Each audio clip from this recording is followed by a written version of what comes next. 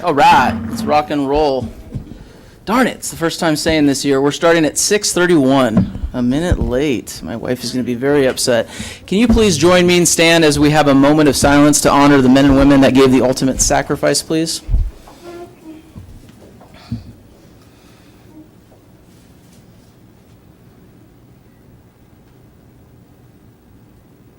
Thank you so much for doing that. Tonight, we have Chico, who's going to come up and give us the prayer. Before he does that, I just want to make a quick statement. And, it's an incredible community when we get to open up in prayer. I think it is so important that we do this every single time we have a council meeting. Mr. Sanchez helped us out when we had our National Day of Prayer. There were so many people that helped us with that event, Donna Ritchie being one of them. Even our city manager bought flowers for the event. Nancy Horton, obviously, for having the 10 years. So for me, it's true and dear to my heart that we start our meeting with prayer. So thank you for doing that tonight. First, thank you all for making time to be here.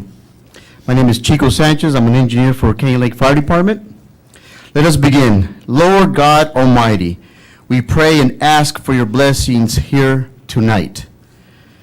Let's be thankful for all that are here in Canyon Lake and surrounding cities, council members, city managers, public employees, all sworn and non-sworn personnel, including board members, to the POA, all the clubs, and most importantly, the citizens that make Canyon Lake a little bit of paradise. Let's pray that we collectively stay compassionate, empathetic, and caring towards others. And thank you, God, that you give us a democracy of freedoms to make cities like Canyon Lake a great place to live, respect. In Jesus' name, amen. Amen. Well done. Thank you. Mr. Zeitz, would you do us the honor and lead us in the Pledge of Allegiance? Pledge allegiance to the flag of the United States of America and to the republic for which it stands, one nation, under God, indivisible, with liberty and justice for all. Thank you so much. Madam Clerk, will you please conduct the roll call? Councilmember Castillo. Here. Councilmember Dane. Here. Councilmember Terry. Here. Mayor Pro Tem Welty. Here. Mayor Smith. Here. Mayor, you have a quorum. Thank you so much. All right, moving on, closed session report. Mr. City Attorney, you got anything to say? Thank you, Mayor. There were no items to report out of closed session today for the portion of closed session that I attended. Perfect. All right, moving on to our ceremonial manners. This one is awesome because we get to honor Rachel. Is she here? Where's she at? Thank you. Can you please come forward? We got a mic, a floating mic.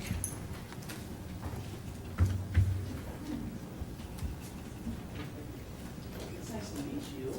Congratulations. All right. Perfect.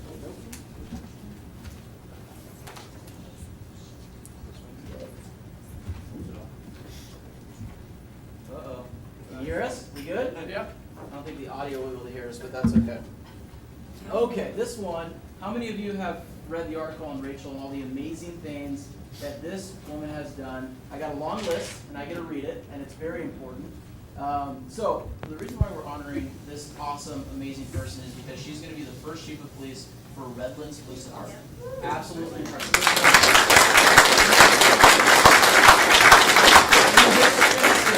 A woman chief of police, and now this is our Canyon Laker. We're so excited. With this, the background is so immense. She has a bachelor's degree in psychology and sociology from the University of Redlands. Here.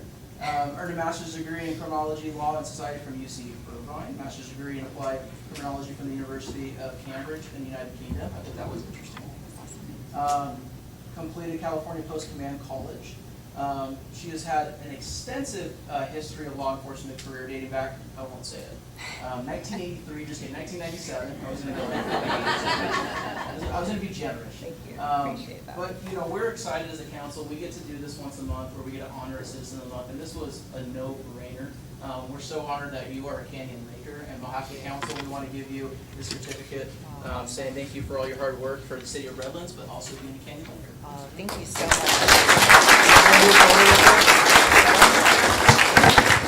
I appreciate it. It's great to meet you. Appreciate it.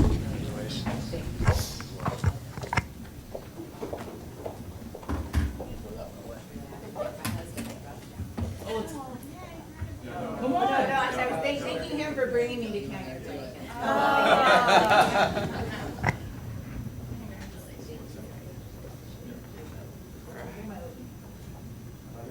Here we go. One, two, one, Thank you. It's the best way to start a council meeting. Thank you all. Thank you so much. Appreciate you.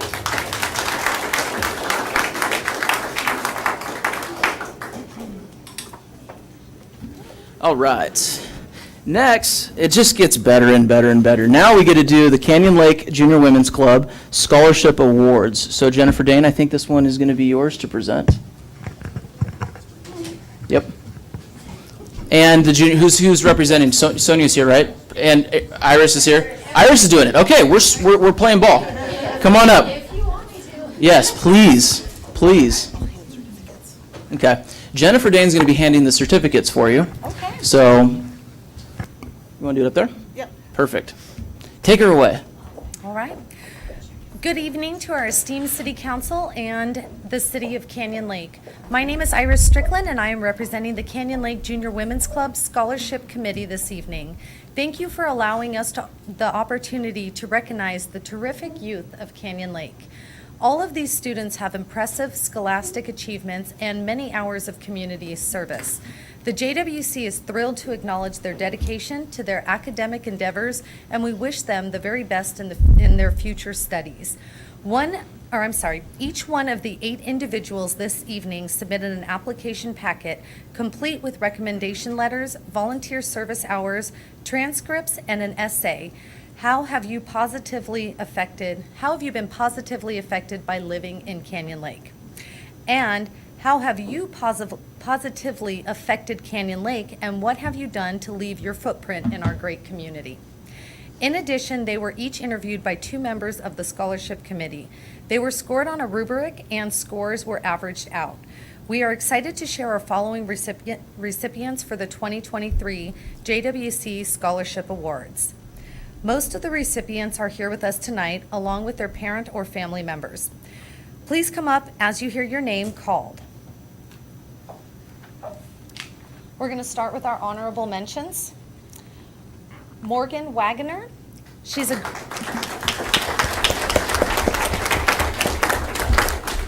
Morgan is a graduate of Temescal, and she will be attending Pacific University in Oregon for psychology.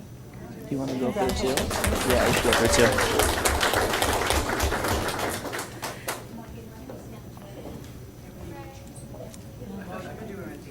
too. You can stand up there. Next, we have Harrison Rowe, and I believe that he is unable to attend tonight, but he is a graduate of Temescal as well. He will be attending Southern Utah University for engineering. Wow, that's awesome. We also have Faith McCloskey. She is a graduate of Keith McCarthy Academy. She will be attending Arizona State University. Congratulations. Anika Stapleton. She is a graduate of Vista Murrieta. She will be attending Cal Poly San Luis Obispo for political science. Congratulations.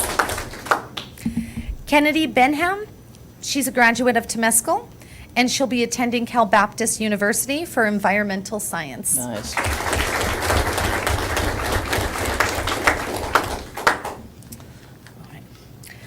Our bronze winner tonight is, or not tonight, but of our scholarships, is Brooke Loudermilk. She's a graduate of Temescal, and she'll be attending the University of Oklahoma. Congratulations. Our silver winner is Kaylin Kilty, and I believe she's not here tonight either. She's a graduate of Keith McCarthy Academy, first in her class. She'll be attending MSJC, and I believe her grandparents will be accepting her award tonight. Yep, come on up.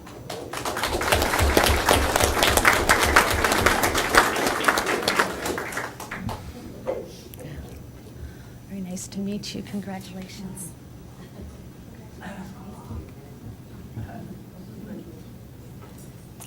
And our gold star is Summer Nee.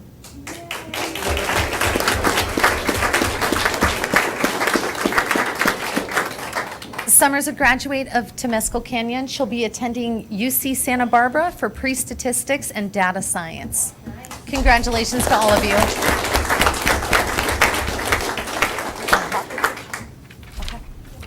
We're going to take a photo op with you guys. Picture. Yeah, please. And then Councilmember Dane also has a certificate. Yep.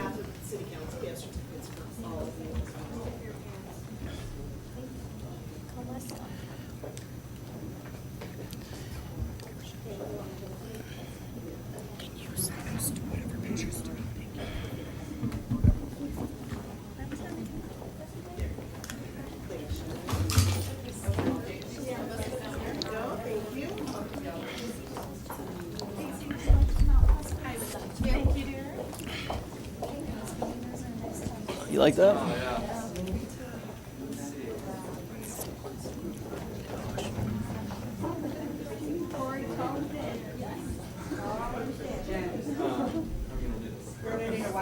Yeah, squeeze in. Just do 2 rows. Can you do it, Corey? Can you get it in?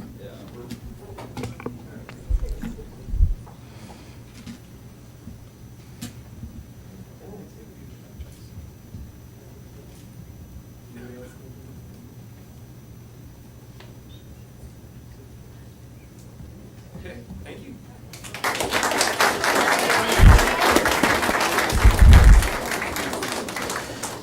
Way to go, ladies. Congratulations. Yep, I have it on good authority that the junior women's group would like you to go to college, do well, make a lot of money, and bring it back to Canyon Lake. All right, moving on, we have our essay scholarship winner, which is actually Summer as well. I know her name was just mentioned, so can you please come up here and join us? Councilwoman Casey Castillo and Jennifer Dane are going to present you with a massive check that you cannot cash.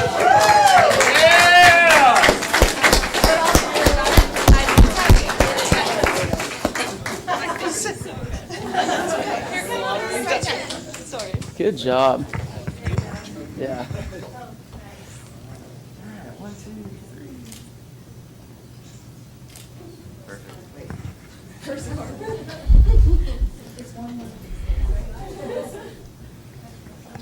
So, Way to go. congratulations, Summer. Oh, wait, Summer, there's wait. more. There's things that are going to be We're said going to talk about about you a you. little bit. These are also for you. Summer was our recipient of our 2023 scholarship from the City of Canyon Lake. Out of, I think 10 applicants. So, great job. Congratulations. Do you want to say a little bit about what you're going to be doing? Yeah.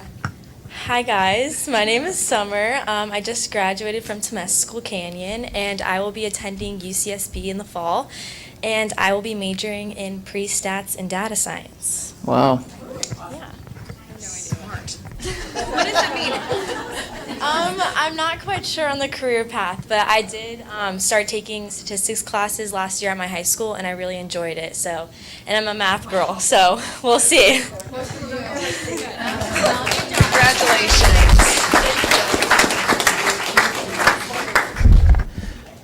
Summer, I have to ask, are you on TikTok? I am. If you are, then I need you to take that check down to the bank and try to cash it. Have someone record it. Hopefully we can fund your first year of college with views. Do it. Please tag us. Absolutely. Congratulations, Summer. All right, moving on to community reports. Darcy Burke, you are up. EVMWD. Sorry I missed our coffee this morning. My 5-year-old graduated kindergarten, so. Well, don't miss those milestones because you're going to blink and they're going to be over. So, Mayor, City Council, staff, residents, and guests, I'm going to talk about 3 things this evening. The first is the rate increase that's going to go into effect on July 1st. This is a rate increase that we had a public hearing on 2 years ago. It was approved. I think we actually had 7 support letters and only 1 opposed letter. and then as well as basically a utility pass-through. So the total increase is going to be about 9.5%, but I kind of wanted to give you some background of what goes into it and what the budget we're going to consider next week is like and how that works out. So energy in the between 2021 and the beginning of this year was up for us 36.7% because we're not a residential rate. And we use a lot of energy to move water. Water's very heavy. If you've ever had a sewer backup, you don't want those lift stations not to work, so there's obviously a big need. In the last year, our average chemical went up 112%, but that's because the last 3 months it went up 300%. And even getting chemicals has been almost impossible. We've been very fortunate that we have some very good long-term relationships with our suppliers, and that process wasn't interrupted, so your service didn't have to be interrupted. Purchase water costs. As you know, Canyon Lake Water Treatment Plant is offline. For those that boat and enjoy the lake at a high level, you're very happy about that. But that means we have to buy more imported water, and that price has gone up 16.5% over the last 2 years. So we're looking at considering a $244.9 million budget next week. That's $58 million more than the last budget cycle. It's a 34% increase. Very different than the 9.5. And we're able to do that because we're very aggressive on getting grants. We have low-interest loans, some as low as 0.09% from our state revolving fund. We were able to refinance debt at an optimum time, saving our customers a lot of money. And we have something called a rate stabilization fund, which is kind of like a savings account, which we draw on to minimize the impact to our customers when we have to do rate increases both on water and or sewer. The other thing I wanted to mention is that I have been appointed to the United States Environmental Protection Agency Local Government Yes. Advisory Council. Congratulations. Thank you. And I was really excited to participate in water and PFAS, but I was recently appointed to the Climate Adaptation Plan Committee. And that doesn't affect just water. That affects cities and counties and communities. And I'm really going to be relying on you for your input because there's regs coming down. It's not a matter of whether you want to do this, it's a matter you're gonna have to do that. And Right. I've never run a city, I've never been on city council, I've never been at the county, so I really am hoping to draw on your expertise and those of our neighboring cities to get that input to take back to Washington, D.C. I've been able to make a difference on PFAS regulations, and I hope to do the same thing as we try to navigate climate adaptation and the mandates that will come with it. And then last but not least, I just wanted to do a little encouragement to move forward with how we do some enforcement on the lake. There are some docks that are deteriorating. I saw yesterday on Facebook, people want to clean their boats in the water with toxic chemicals. Please don't do that. And I understand it's an education matter, but it's also sometimes just willful disobedience, to be quite frank. If you knew you had to replace a dock and you budgeted for it and you still don't have a dock replaced, that's a problem, and it's a water quality problem. And I worry all the time that people that regulate are going to see things that people want to put in the lake, and we're going to have to deal with that. So if you need suggestions on how to clean your boat in the water, please contact our water district. They have a list of approved commercial available things, as well as baking soda and white vinegar. So that's all I have. If you have any questions, I'm happy to take them this evening. Any questions? City manager, where are we at with our dock ordinance workshop with the POA?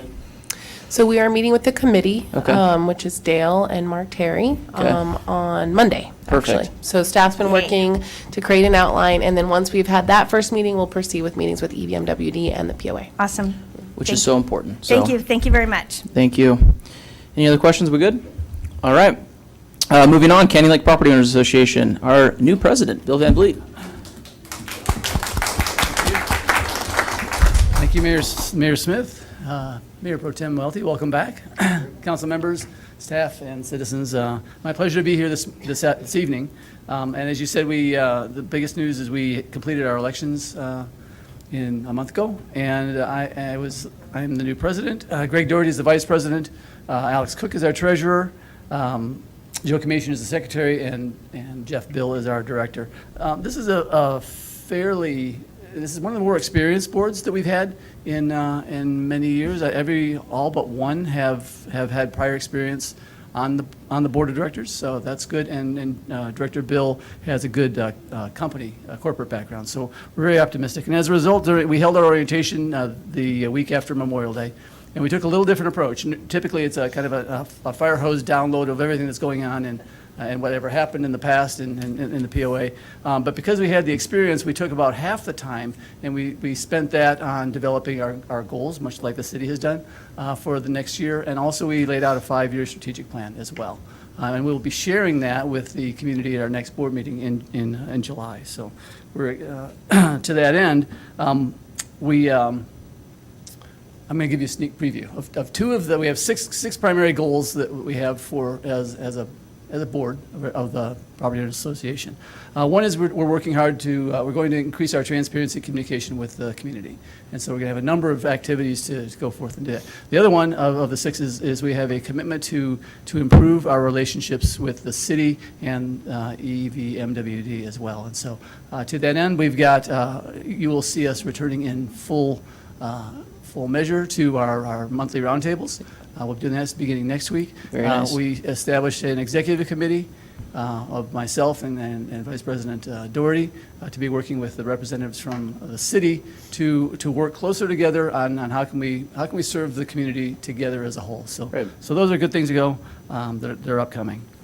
As far as news, we received the fire station purchase agreement back, and we are in the process of reviewing that. I will say excuse me, that's my son calling.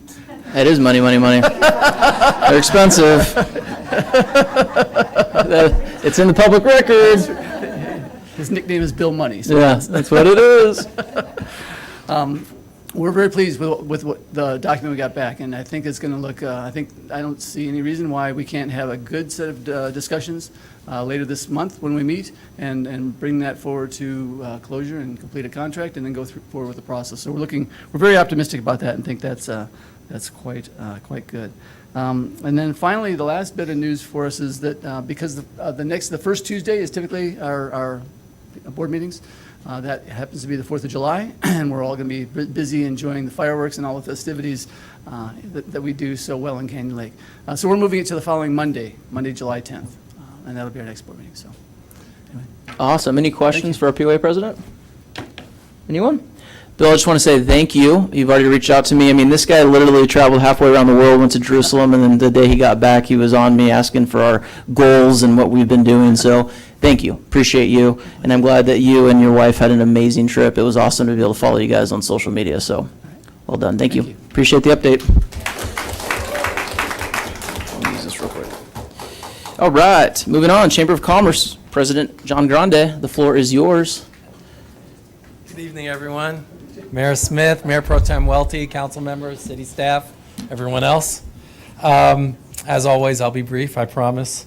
Mr. Grande, look around real quick. You're good. See, when you stood up, 50 people left, so there's no nerves, there's no, you're good. I have You're that good. effect. You're good. Notice they were all women, right? Yeah, or most of them. So we had kind of a fun, a productive and fun month during the month of May. Starting on May 18th, Councilmember Terry and myself, we set up an afternoon and we walked the town center. We paid a visit to 15 businesses, hearing what they liked about doing business here, but more importantly, the challenges and ways that the city and the chamber can help with them. But I think more importantly, it was a great morale boost to let them know that there's an open ear on both entities, and we're there to help the businesses. And really, what our goal was that day. Can't wait to do it again, right? Next time we'll do another, maybe 20, right? Like to announce we do have a new director of sponsorship on our board, Callista Grande, and yes, we are related. And so Colette, we've been having a little challenge filling this position, so we're thrilled that she's on board. First order of business is she's going to have a focus on catching up on all those ribbon cuttings. So be sure to keep your calendars open on those Fridays. Oh, she's on me. Yeah, right on. I know. I believe it. On the 5th, 5th of this month, met again with Council Member Terry in regards to our social media panel that will be on the 17th of July in this room from 6 to 9. So we're going to have a panel from across all different varieties of type of businesses, brick and mortar, service, et cetera. And these are people who really kind of have a grasp on social media and how to boost the business. So this is open to the public, but it's on, the people who are really going to benefit this is our business owners. So we encourage business owners to come down and listen and see how this sector can help you. 6, 7, we had our business roundtable event, our second one. It is a monthly event, first Wednesday of every month at the Country Club. We had about a dozen or so people. We're got about room for 1 or 2 more before we have to choose another venue. But again, very productive. The next one will be on the 5th of July. And I am going to ask one of the council members to remove her council member hat just for a moment as I announce the June business of the month. Caregiver provider. Congratulations, Jennifer. Caregiver provider provides compassionate home care for seniors, adults with disabilities, and injury recovery. So not only is this a valuable service that, as someone whose parents are in their 90s and depend on home care, not in California, but I come to learn the value of such a service. But also, Caregiver Provider has been a very good supporter of the Chamber, so we're thrilled to have Jennifer Dane as well and her company as Business of the Month, so congratulations. Great. Any questions? Any questions? How about you guys?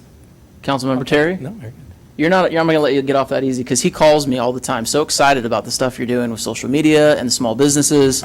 So kudos to you and you for implementing some of these things that we've needed for a long time. Thank you. Talk a little bit about it. I'm not going to let you off the hook. I tell you what, it started with John Grande and I and Nicole, but I think what is great about it is how our local businesses have embraced it. Yeah. And when we sat down in May and we wanted to target our first event, I'm a kind of guy who's going to sit here and go, next year would be good, right? And they said, no, absolutely not. And here we are, July 17th, going to have our social media panel.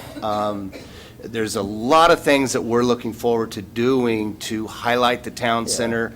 Those businesses, as well as home businesses, I think are going to be a big focus in the upcoming year. You got Very excited some big about hitters it. on that panel too, right? Yeah, You got, I think absolutely. Tony Hoffman's on there, right? Not Tony.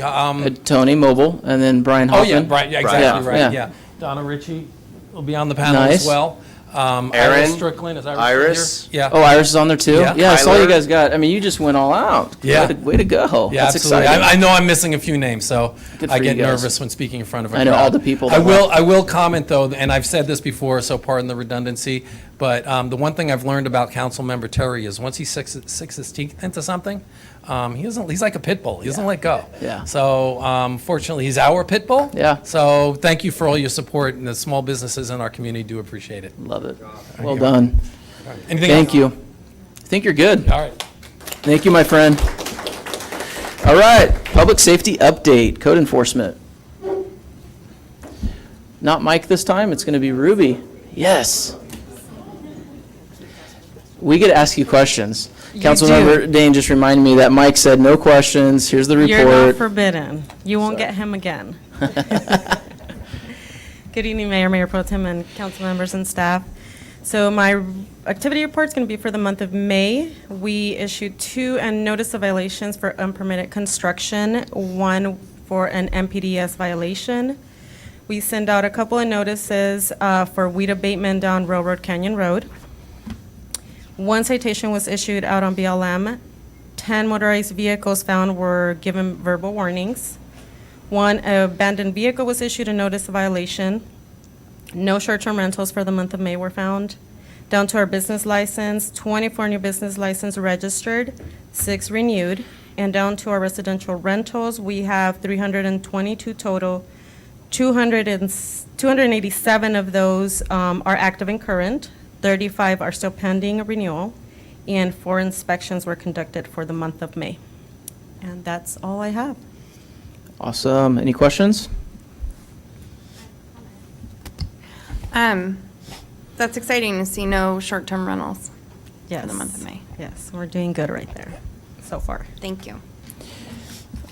Weed abatement. I know that the POA has a June ordinance, right? They allow until June. Right, so we're going to start actually on our end. So we're going to follow up on those that still haven't complied, and we're not going to take it at the city level. Okay, that's good. Quick comment, 4th of July is coming. My understanding is you guys go out in boats and police, or not police, but patrol. Yeah, so we're out, all four of us come in, we're on BLM, and then two of us stay on BLM, two of us jump on the boat in the evening. In the evening on the 4th of July itself during the fireworks, Yes. so you'll be out there. So hopefully we're working well with the POA on that day. It's a big day. There's a lot of boats on the water, and we have the patrol out there, so anything that you need, I'm sure Nicole would step right up and Yeah. offer assistance, and if Nicole needs to reach out to the POA and so you guys can network well together, that's keep everybody safe, so. course. And let everybody have a great time celebrating. Any other questions, comments? Thank you. Thank you. All right. Moving on to Sheriff, we have Lieutenant Edwards. How you doing, my friend? Good, how are you? Good. Thanks for hanging out with us tonight. Yeah, no problem, I love it. The crowd already left before you came up here, so it's not your Yeah, fault. it's a little disappointing. I know, it is. Don't take it personally, it happens every night. Yeah. Right around 6:50. Well, good evening, Mayor, Mayor Pro Tem, Council, staff. I have your public safety report for May. We had 493 calls for service. We had 13 Part 1 crimes, 1 rape, 6 aggravated assaults, 4 larcenies, and 2 motor vehicle thefts. We issued 29 traffic citations, 2 DUI arrests, 6 TC reports, and out of those 6 arrests, 2 for domestic, 2 were DUI, 1 was for possession of burglary tools, and 1 was for trespass. For our response times, they've gone down. Priority 1s are 6.7 minutes, and priority 2s are at 21 minutes. Perfect. That's it. Easy. Any questions? Shoot. To the extent that you can answer it, the rape, I didn't hear anything about this. So is this like a familial situation or? I don't have the details of it, so I can't really disclose. Okay. Yeah. Could be anything under the sun, though. Right. Yeah, it's kind of the first time we've seen that in a while. And I think it's the first time I've ever seen that. Yeah, that's actually. why, yeah. Okay, any other questions? Just a comment again on summer, it's July 4th is coming, you guys are going to be out in force, I take it? We are, yep. So we're having more than one of you out there on July We are. We're 4th? working with the POA. We have staffing for that event, for that entire weekend. And how's our parks going with our kids? And this is kind of vandalism season. Schools are out. So far, no incidents. We are working on doing some high-vis patrol stuff. So, yeah. Sounds great. 'Cause Overall, good. usually by now, our Facebook's lit up daily with something, and so this is very exciting. Yeah, not bad. Mr. Mayor Pro Tem is our 4th of July guru, so. Okay. I have another question, Yes. if you don't mind. Yeah. We had 2 parking or traffic citations in April, and we went to 29 in May. Correct. Was there an enforcement detail or something happening? Yeah. So working with Nicole and Mike, we actually stepped up and did extra patrols for traffic enforcement. Yeah. And so we were able to accomplish that through some overtime shifts for the deputies, and they were effective in enforcing some of the traffic stuff on Railroad Canyon. Awesome. And we're going to continue that for a little bit, so for everybody out there, hopefully we can slow them down and make Railroad a little bit safer. Yeah. Thank you for doing that. Thank you for reporting on that. I think that's one of the most important things.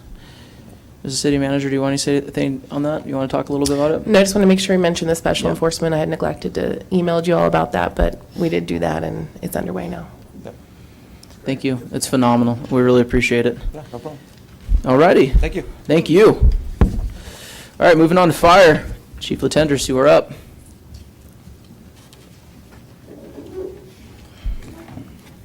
Good evening, Mr. Mayor, Mayor Pro Tem, City Council, City Staff, members of the public. Jeff Latendresse, your Fire Chief, and I'm here to present our statistics for the month of May. So May, in a lot of different ways, was a very busy month for us. We ran 90 emergency responses during the month of May, which is our second highest thus far this year and one of our higher months so far since we've been here. The breakout of those were 4 fire calls. We had 70 medical calls, 2 hazardous conditions, 3 service calls, 7 good intent, 4 false alarms for the total of 90 calls this month. Our 4 fire responses, the first one was on May 11th. It was a trash fire in the Meadowbrook area in the 20,000 block of Little Valley. Residents were burning trash in a drum illegally on their property. The second response was on May 11th for a vegetation fire. It was actually in the community of Thermal and Mecca out in the Coachella Valley. And so our Type 6 patrol was requested under California Mutual Aid, and a 3-person crew. We were able to recall personnel and bring them in and respond, and they were out there for about 17 hours on the incident. It was a hot, miserable day, but they showed their stuff out there, and they impressed the other agencies that they worked with. So it was a good response for us. Chief, quick question. In regards to the trash burning, what's protocol on that for illegal burning? Since it was outside of our jurisdictions, our Perfect. engine company will get there, they'll make sure that it's not spreading, and then a CAL FIRE company will come in and follow up with whatever report or violation they need to do. So what's our protocol internally? We have no burning, so if we had something like that going on, we would call code enforcement out to come out and assist us with some type of citation for violation of the municipal code. Okay. Don't burn trash, Dale. The next incident was a vegetation fire on May 16th in Lake Elsinore, basically at Canyon Hills Road and Spruce Road Way. Our Engine 1 was the first unit on scene, and they had in the area right below Stater Brothers down there in that thick vegetation, they had about a 100 by 100 foot spot that was burning down there, and they spent about 3 hours in there mopping up and cleaning up that fire with CAL FIRE on scene with them. And then finally, most of you may have heard about this one. It was a structure fire on May 26th in the 22,000 block of Village Way. It was a garage fire. Our personnel did an outstanding job of keeping the fire to the garage, not letting it spread into the house. CAL FIRE was there in force and assisted us greatly on that. The loss is estimated at over $100,000, and we suspect, we're not able to put a needle right on it, but we suspect it was a charging issue with the golf cart that was left charging overnight unattended. And so it was lithium batteries. They're getting a lot of controversy out there right now, but that's our conclusion on the fire. Incidents by time of day, a little bit of change here. It's a little bit later in the afternoon where we're seeing our spike, but for the most part, this is staying fairly consistent. We saw a pretty significant spike about 5 o'clock in the evening during the month of May when we had 10 responses during the month. And again, we use this to plan our activities throughout the day, knowing when we're more likely to be busy so we can stay available for emergency responses.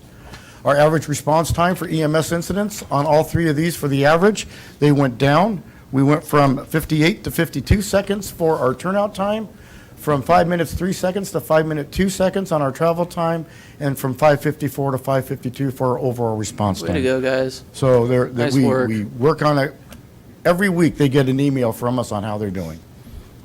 Phenomenal. The other one that we really try to track the most is our 90% fractile time. 90% of the time we're meeting this goal. We are meeting our turnout time. That's the one that we really can control.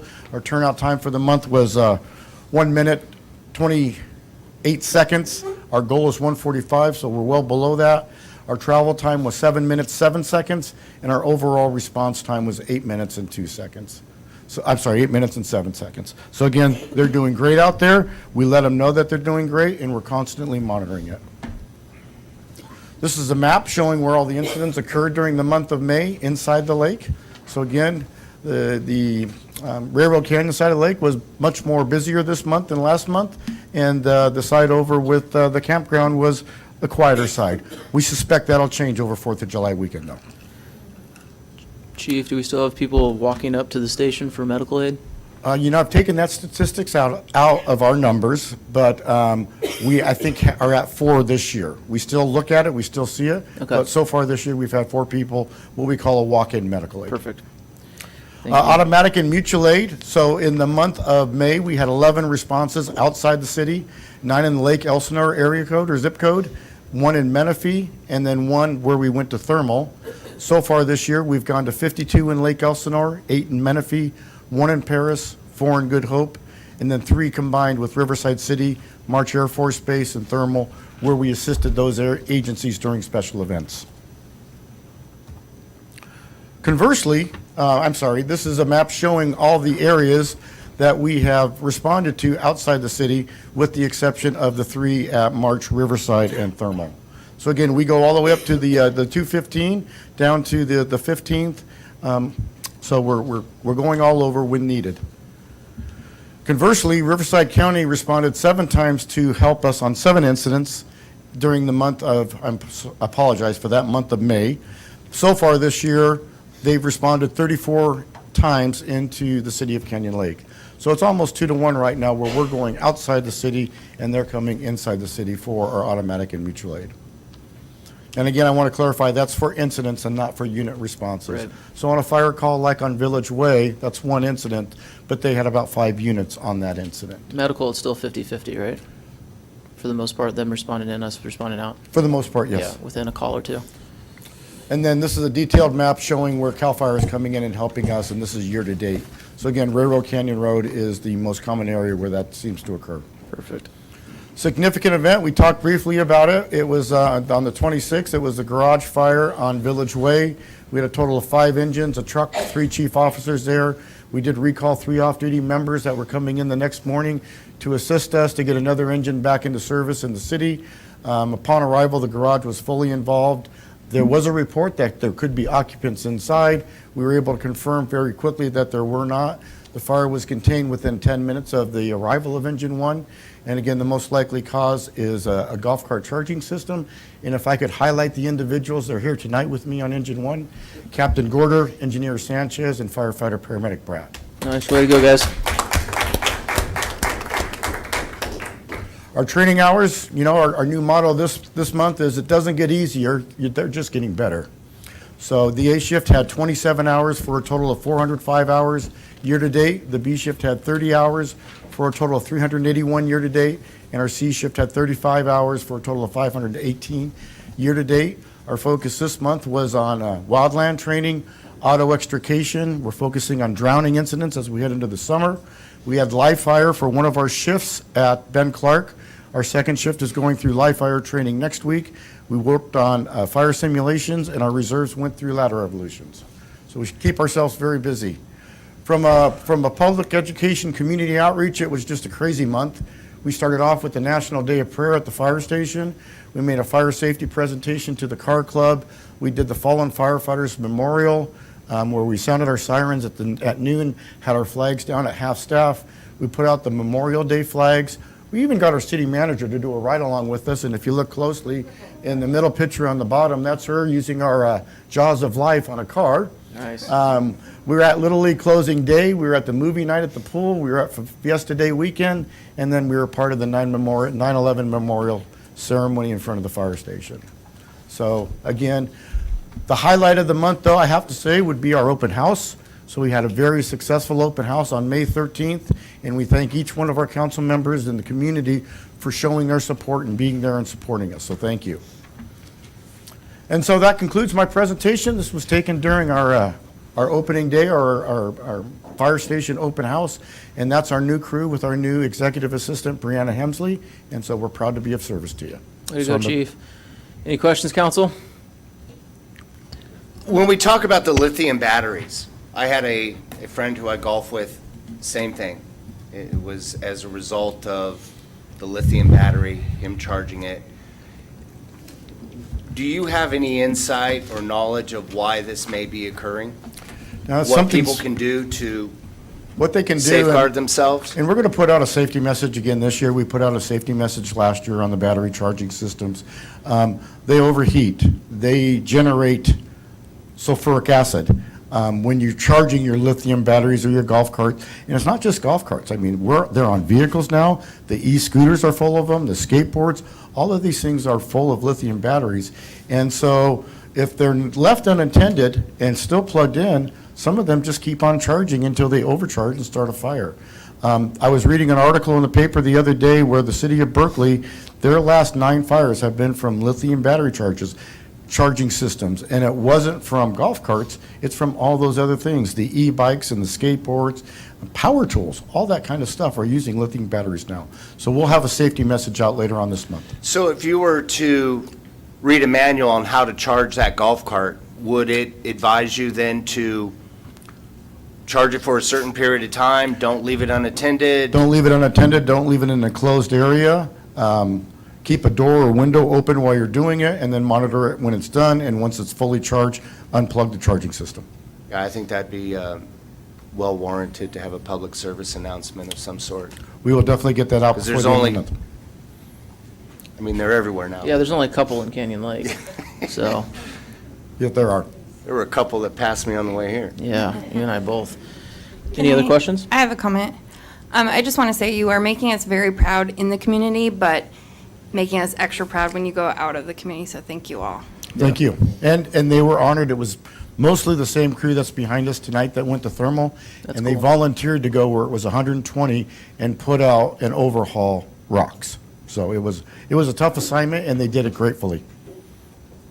Love that. Way to go, guys. Thank you. Thanks, Chief.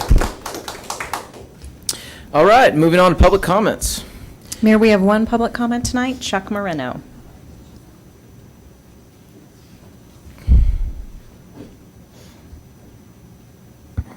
Hello. Hello. My name's Chuck Moreno, and I'd like to say I want to kind of bring some awareness to you guys, and you probably already know about this stuff, and that's the North Ski area. There's been some major issues out there with some poaching and some third world country stuff going on, and it just seems to get worse every time, you know. Just last week, one of our Bassmasters pulled out two 100-foot gill nets. So they're 100 foot long by 6 foot deep, and a lot of dead fish, and some of them were alive. When he was retrieving the second net, he was kind of attacked by the characters in the rowboat out there, and they're out there illegally. They had a razor out there, and I think there was 4 pickup trucks. And yes, it has been reported to the sheriffs and the DFG, or Department of Wildlife, and they are on it. I've dealt with your code enforcement, and I want to say they're top notch. I mean, I'm on a text basis, and I can text them and shoot them a picture, and they're on it. Me and my daughter were fishing back there, and within 20 minutes, 2 of your units are out there, you know, taking care of business. Give them props. But also, I would like to suggest something, maybe a new tool that maybe your code enforcement could use. I think that they could use a drone. They could pull up to the North Causeway, they could shoot the drone down through the ski area, they could get eyes on both sides, they could determine whether or not there's anybody there and not to waste their time, and they could, because they probably have lots of other stuff going on. I think that would be something to consider. You could probably use a Costco one that's, you know, around $400 or $500. The DJI is a pretty popular model. I'm sure y'all know about some of that kind of stuff. But it would be something to help out. And that area is really bad over there. I mean, I've been there where guys were shooting from one side of the lake to the other over my head and scaring me to death. And yeah, it's pretty scary out there. I think that's all I got to say about that North Causeway. Just kind of want to bring that awareness. Maybe you can think about it. You know, you probably get a GoFundMe going to, you know, get enough money to buy a drone or something like that. Or, and then I'd like to also make a comment on your dock tax or whatever you want to call it. Boo on that, okay? I hope every person in this community shows up with a pitchfork, a virtual pitchfork and a torch and says no. Because so what are you going to tax next? Fresh air, sunshine? I mean, you guys sit around and think about things to tax? I mean, you've been here a long time, man, really? I'm kind of blown away by taxing people with a dock. That's amazing. But I appreciate your time here. Thank you. Thank you very much. Appreciate it. And 4th of July is coming soon, so let's have a longer 4th of July show. They used to be Yes. 45 minutes. Yeah. Go up to Tuscany and Thank talk you, to Chuck. that Appreciate it. association. Thank you. We had a drone, but our former city manager crashed it, so I think that's probably a good idea to look at that. Mr. City Attorney, will you do me a favor and describe a little bit about what we've been tasked in regards to docks?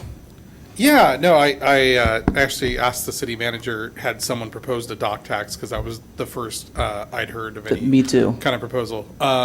So there was a incredibly large and potentially unsafe structure that was being proposed to be built on a dock over Canyon Lake.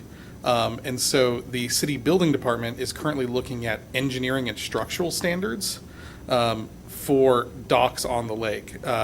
They have been in contact with the POA, with EVMWD, it's their lake, to try to make sure that we were coming forward with regulations. I think that there was a first draft that I think mirrored a neighboring community's dock ordinance, and the feedback that the city council received at the time and the council had was, this is a lot, we were trying to solve a very specific problem. This is pretty extensive. Go back to the drawing board. Let's try to keep it just limited to the issues that we're actually facing. I was unaware of anything in that proposal that included a tax on docks. Okay. So certainly, I know that there is a new draft. I think you guys there's going to be a public, there's going to be a meeting with the POA and the other stakeholders. They're expected to be coming back to the city council shortly.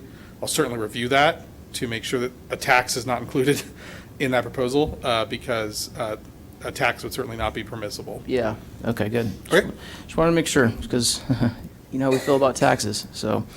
Okay, moving on, do we have any more public comments? Madam Clerk? We do not. All right, we're moving on to the consent calendar. Council members, would you like to pull any items? I will be pulling item 5. I'd also like to pull item 7. Perfect. So we're going to be pulling item number 5, and we're going to be pulling item number 7. I do need a motion and a second to go forward with the rest of the items, taking out 5 and 7. Motion. I need a second. I'll second it. Councilmember Mark Terry with the first, me with the second. I need a roll call vote, please. Councilmember Castillo? Aye. Councilmember Dane? Aye. Councilmember Terry? Mayor Pro Tem Welty? Aye. Mayor Smith? Aye. Passes 5-0. All right, moving on. Excuse Yes. me, Mayor, we actually do have a public comment on the consent calendar. Perfect. Would you like to hear that now? Absolutely. Okay. Darcy Burke for item number 5. Director Burke. Actually, it's just Darcy for this one. Oh, sorry. So, Darcy Burke. I've watched a lot of back and forth on social media about healthcare benefits for elected officials. And when I first got into government service, I thought, what in the world are we doing, right? But that's actually a condition that PERS has on all of you. It's like, I'm going to tell you next week, we're going to approve a laundry list of positions that is literally 6 pages long. We have no intention of filling 6 pages worth of positions. But we're required by CalPERS to put any position in there as an administrative checklist just in case we do. Because you can't go back and then say, oh, we want to create a new position. You get to do it one time a year. So we waited till our organizational assessment was done. We added any potential position we might move through the next year or two, including those that were compliant related, and we put them on that list. We do the same thing at our agency for CalPERS, that we approve that because we're employees, according to the IRS, we get W-2s. I don't get a 1099 from the water district. I'm assuming you guys get W-2s from the city, that it's a compliance issue. I think the part that's the worst of all of this is government operates so different, and the private sector, I mean, I am a business owner, operates nothing like it. Yeah. And it just looks bad. And although as transparent as we try to be, I just don't think we provide enough information. Water district's just as guilty on the information that people, general public, should be able to pull it out and understand the why, not the what. So that's all I have. Thank you. Thank you. Any other public comments on item 5 or 7? Nope, that's it. All right, moving on. I'm going to let you kick this one off, if you don't mind. Sure, thank you, City Mayor Manager, Smith. absolutely. Okay, this item before you tonight is adoption of resolution number 2023-19, authorizing healthcare benefits for city council members. Just for a little background for the community and those in attendance, this policy was actually adopted in April of 2021. So at that time, the city council and the city adopted a employee handbook and personnel policy manual, which became effective July 1st of 2021, which really said at that time that City Council could qualify for health care benefits. Subsequently, in February of this year, the City Council voted again on a resolution which officially made us move forward with allowing for health care benefits for the City Council. So this has been a process underway for several years now. At that time in February, we were uncertain on staff level whether any council members would take advantage of those benefits. It is optional, and so a budget adjustment was proposed to cover the cost should any of you choose to receive health care coverage. This does include health care, dental, and vision, and it is proposed that council could receive coverage up to the levels that employees do, which is basically there's multiple plans. It's very complicated, but essentially we cover the employee in full, and then dependents up to 80%. So the item before you tonight, though, is a resolution that CalPERS requires. It's an administrative step that they require for us to complete the process that we already started some time ago. And so this item is not technically approving health care benefits for City Council. It's really allowing us as staff to follow through on a policy that was adopted some time ago. Thank you for that, for the clarification on what this item is. Because this council has worked so hard to be transparent, I kind of want to rewind a little bit of what was done back then, even though no one brought it forward. I know you have a slide, I believe, but before you show that, I just want to ask my colleagues, has anyone had anyone message them or call them on this item? Any issues, any concerns? Taking a straw vote. I've had people speak to me in person that they were fine with it. Okay. And then I've obviously seen the social media comments. Yeah. Besides the social media stuff, anything direct? Nobody. No one? No comment. No phone calls? If you don't mind, do you have that slide? Yeah, Corey's going to pull it up. It's in the SharePoint folder for, sorry, he probably didn't see it.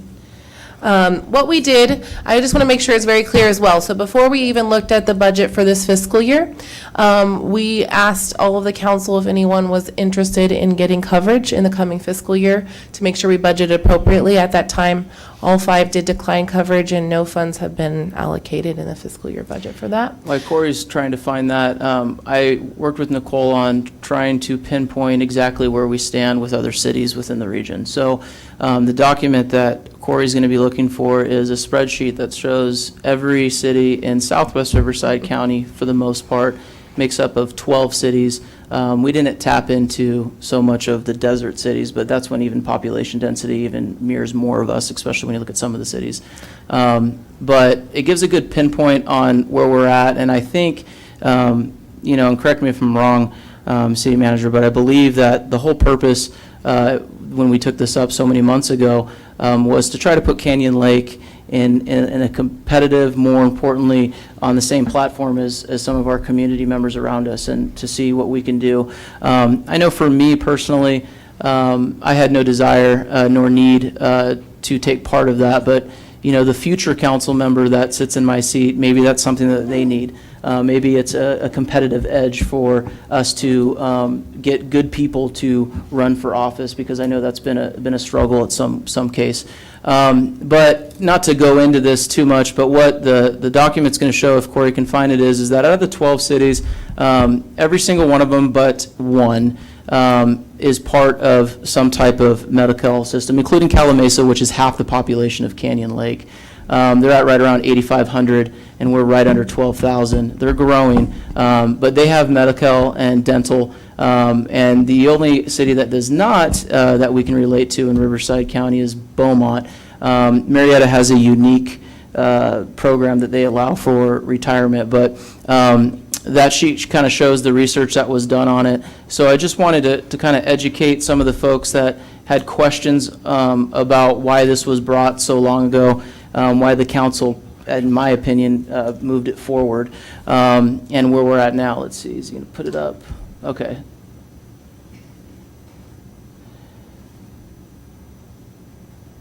And I know, as a city manager, when we were talking, obviously through these cities that all have it, one that stuck out to me was Paris. Paris is a unique option because they allow council members to have medical, or they can choose not to use it, and then they get a payout.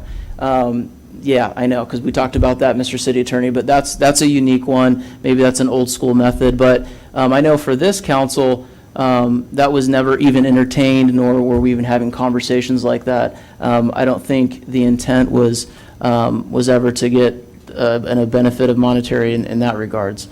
Mr. Terry, you want to say something? It's my understanding that even if we opted out, we're still not eligible for the payout. Correct. That's correct? Yes. Correct, no payout. Yeah. Yeah, that the Attorney General opined that city council members cannot get payouts in lieu of taking health benefits.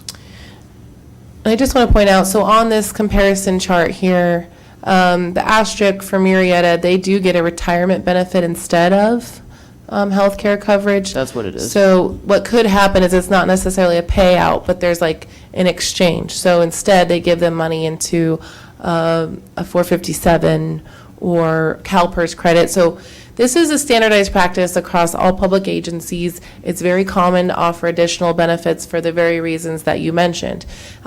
City councils require a significant amount of time, and if you do not offer reasonable benefits, you usually will not get reasonable candidates, and the quality of candidates will suffer typically without some type of incentive to put in the work and effort to really make some of these tough decisions that I know all of us are faced with. Any comments? No, I would totally agree with Nicole. There's a lot of time that councils put in. I'm appreciative of the fact that this council recognized that it's not a need that we personally need.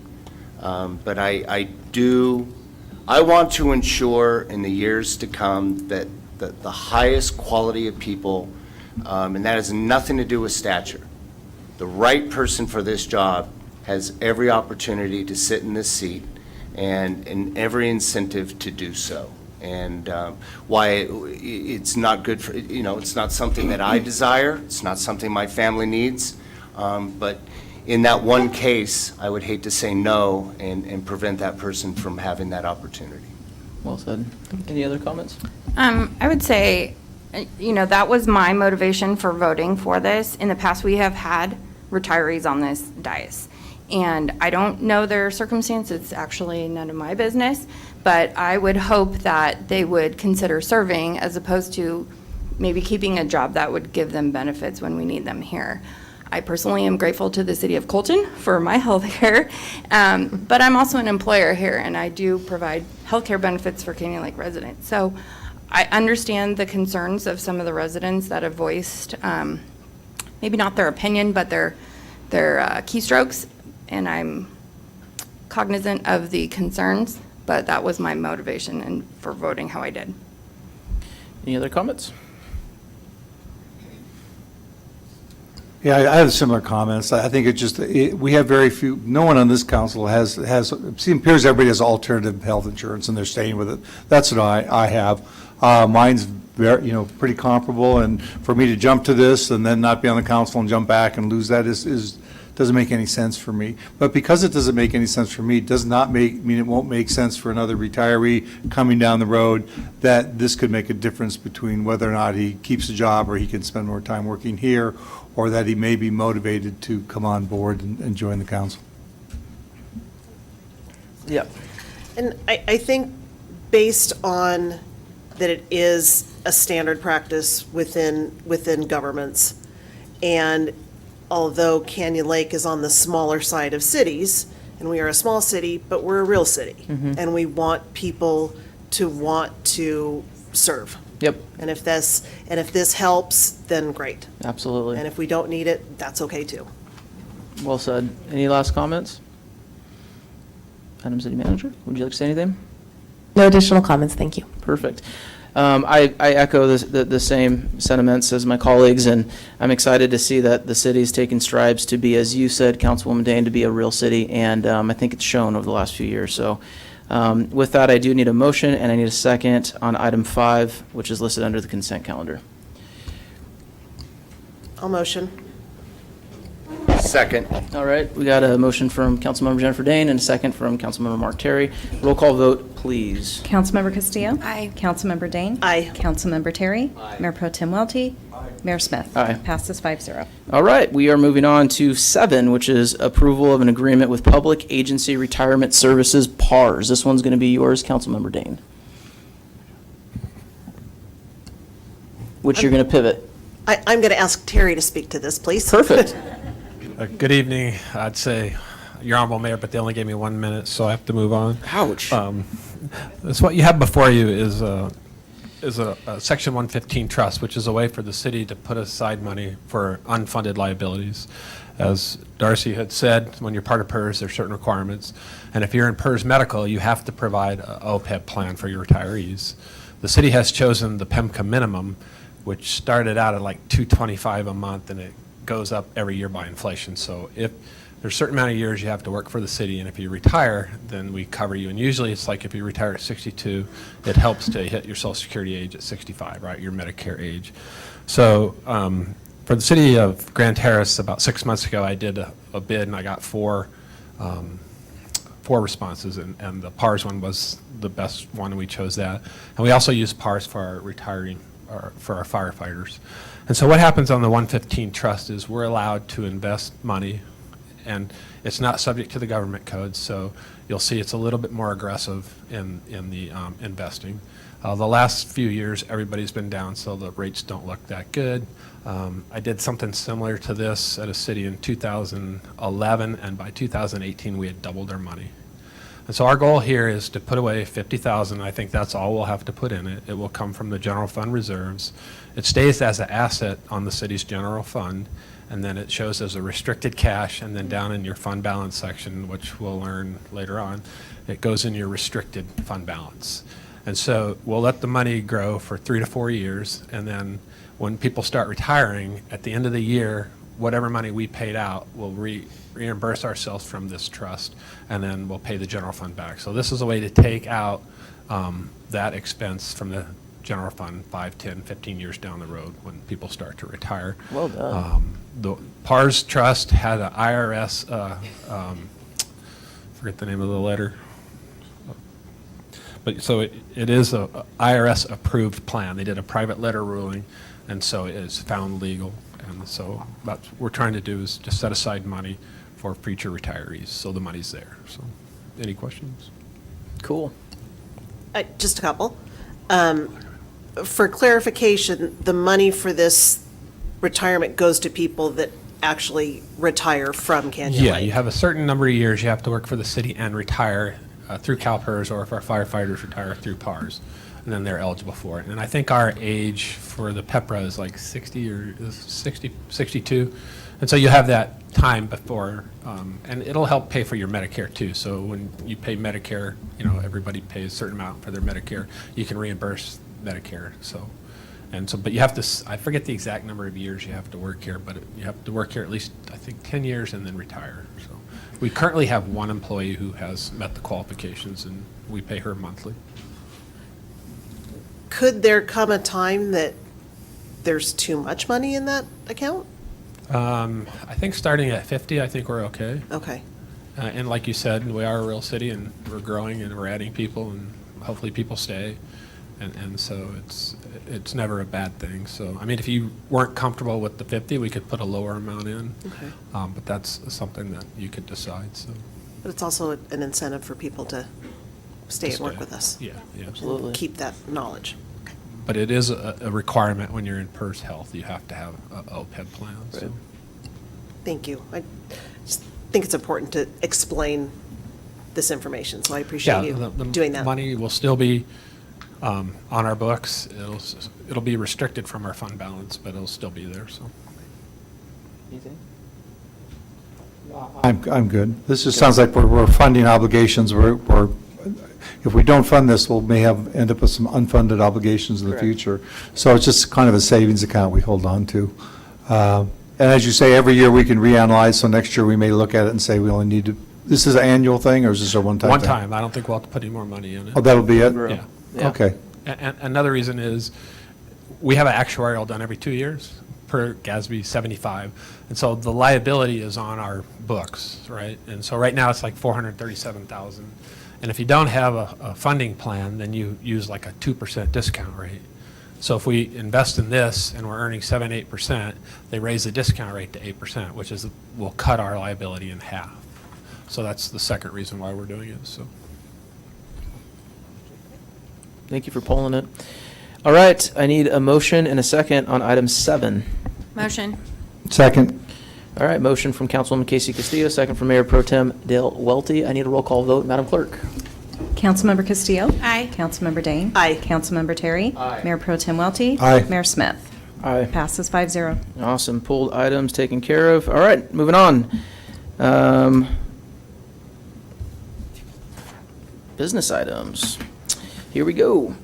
We are on number 9, adoption of resolution authorizing the revised ARPA work program. Mr. Mayor, Yes, we actually have a public hearing before. that's right. I'm sorry. Public hearing. Adoption of resolution establishing emergency medical service EMS programs fees for the 2023-2004 fiscal. All right, public hearing. Announce the time. We are 7:41. Now we're good to go. City Manager? Thank you, Mayor Smith, Mayor Pro Tem Welty, and council members. The item before you tonight is to conduct a public hearing and adopt resolution number 2023-22, establishing the EMS program fees for the 23-24 fiscal year and providing for the collection of those fees on the property tax roll. So these dates I went over the last time we visited the fees in March of this year. In March, we did present to the City Council a user fee rate study that was conducted by Wildan Financial Services. At that time, the council did direct staff that they would prefer that we keep fees as they are for the subscription program, but to decrease the response fee. Subsequently, we mailed out public notices on March 13th, which we are required by our municipal code to do. And then something new this year that we did do as of June 1st is we published a preliminary fee report.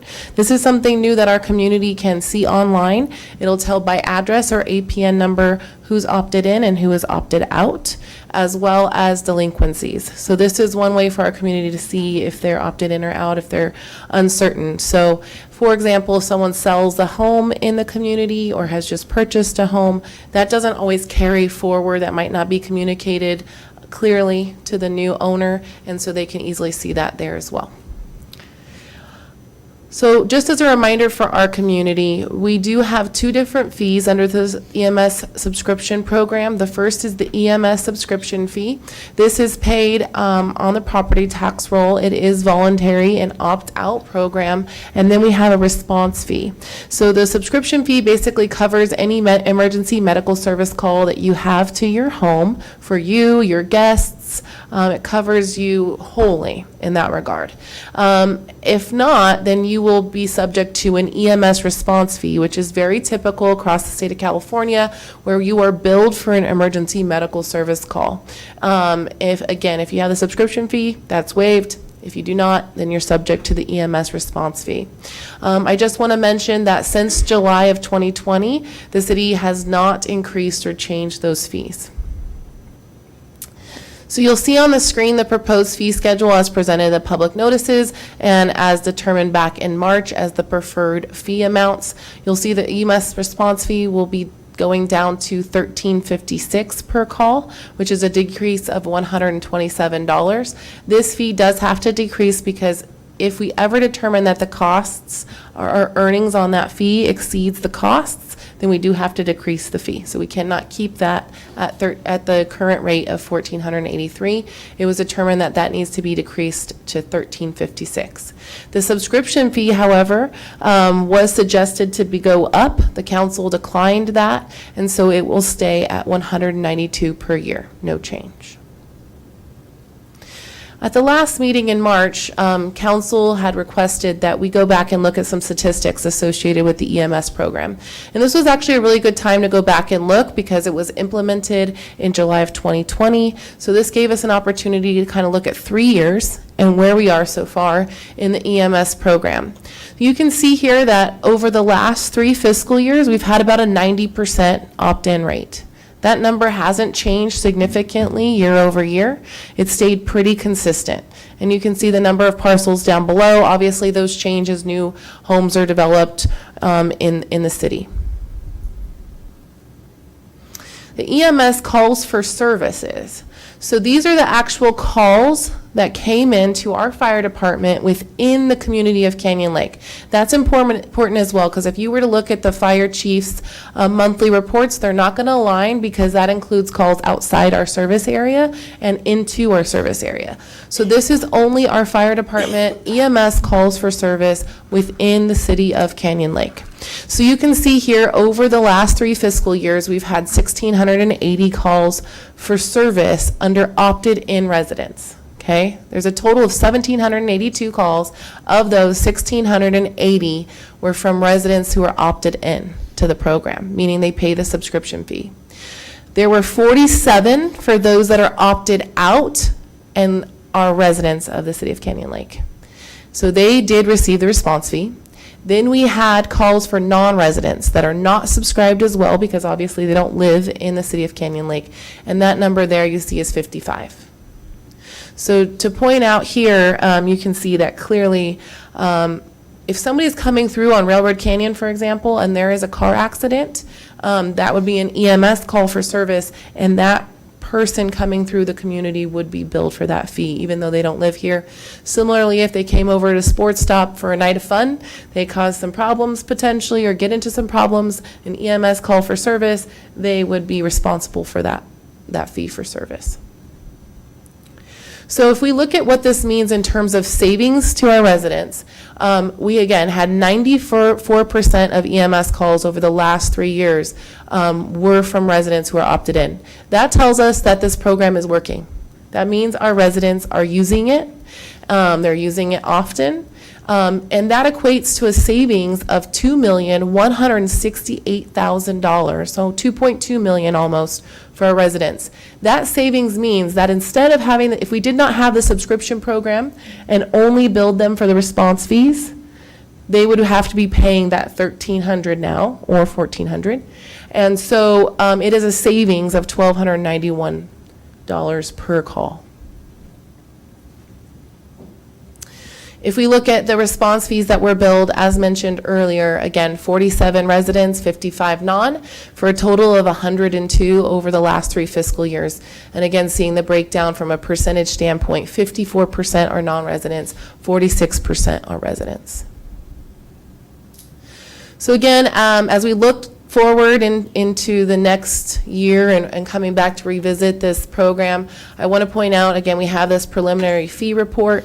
This is important, again, for our community to be able to see what the status is for their property, as well as these rates, if approved tonight, will go into effect July 1st and will be on the next fiscal, or the October and April tax rolls. And then we will, on the staff side, in doing this and looking at some of the data, have found that we need to spend some time looking at the collection of those response fees and making sure that our delinquencies don't get out of control, and that we are collecting from those, particularly those out of our area and out of the city.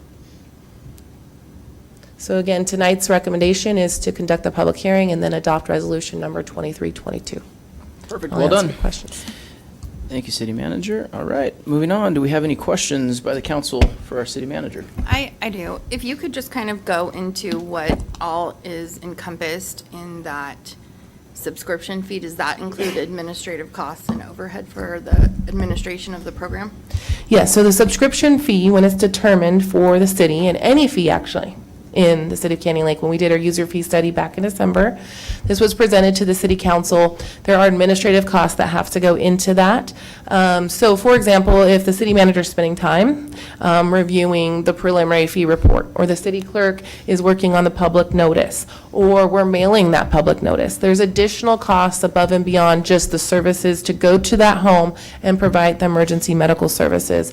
And any service in a city is going to look at your administrative charges, your overhead associated. You have to have a city hall, you have to have staff, you have to pay your staff, you have to have all of the pieces that go into operating and offering a service. And so whenever we do a fee determination, all of those factors have to be looked at in terms of determining the cost. It's not as simple as what does it actually cost for us to go to that one call on that day. So when the original study came out, or when we originally had this brought before us, before we were talking about the fire station and moved this forward, the study from the company that we hired, the independent company to do this, actually said our subscription fee should be higher than what it is.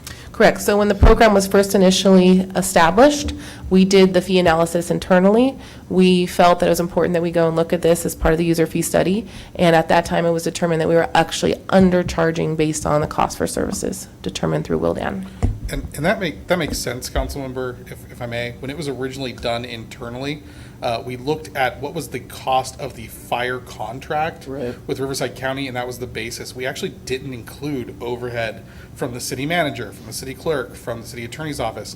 There would be overhead in that contractual charge, but that's the overhead of Riverside County Fire, not any city-wide overhead. So, you know, the fee was low at the time, and the subscription fee remains low. And the other thing to keep in mind is the city manager and the consultants actually back out other revenue sources that go to fire before calculating that fee. So, you know, arguably it could be significantly higher if the city wanted to elect to go that direction. And then I just want to comment on two things that the city manager said in her presentation. So, you know, she was talking about, you know, residents, non-residents who were provided services. That's useful information for the council to know, you know, who's being charged this. But, you know, it's the service to the person that's being charged. It's not related to property. That's one sort of discussion we've had in the past. And the other thing that the city manager mentioned, and I think it's really important, is, you know, what goes into getting that paramedic to someone's house when they call 911.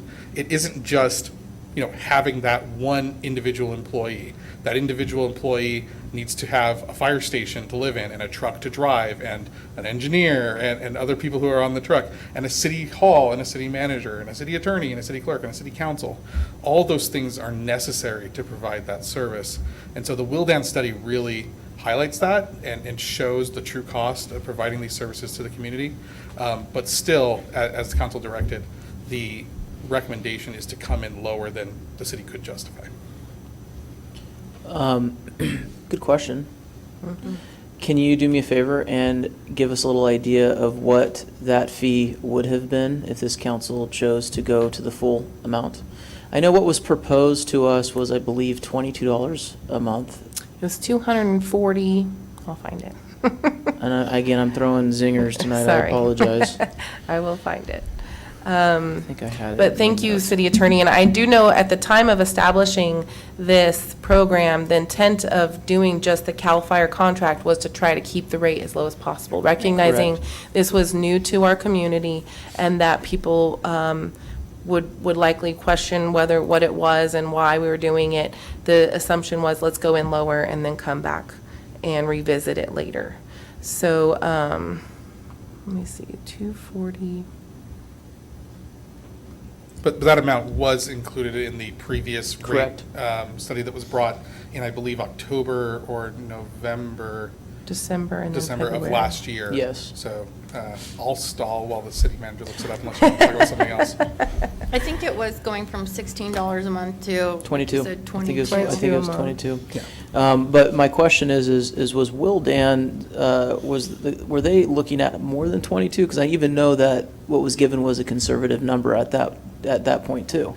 I think that, you know, our overall direction here at the city, and this has been from the get-go, is always to err on the side of caution. Correct. When it comes, like, obviously, we want to have, you know, cost recovery. We want, you know, the people who are using services to be the ones paying for those services. But whenever we come to a decision point, you know, I think that the city has generally always gone with the most conservative option, which generally keeps the fees lower than they theoretically could be. But looks like the city manager has maybe found the page. Yes, it's an increase of $247 per year was what was proposed, or I'm sorry, increase to $247 per year, I apologize. Yeah. Which was an increase of $55 or $20 per month. Which is an increase of $72 a year per parcel. 55. And again, and I think that doesn't reflect, I want to be really clear, that doesn't reflect that our fire department costs more than CAL FIRE did. It reflects the fact that we were including things that we could have included originally and chose not to. Right. And can I add? Of course. And that doesn't factor in the fact that if I need to, as a subscriber, call multiple times, it's all included. Correct, so My- you pay one fee for as many calls as you need for the No year. matter what. For you or your guests associated with the property. Yep. Great questions. Anyone else?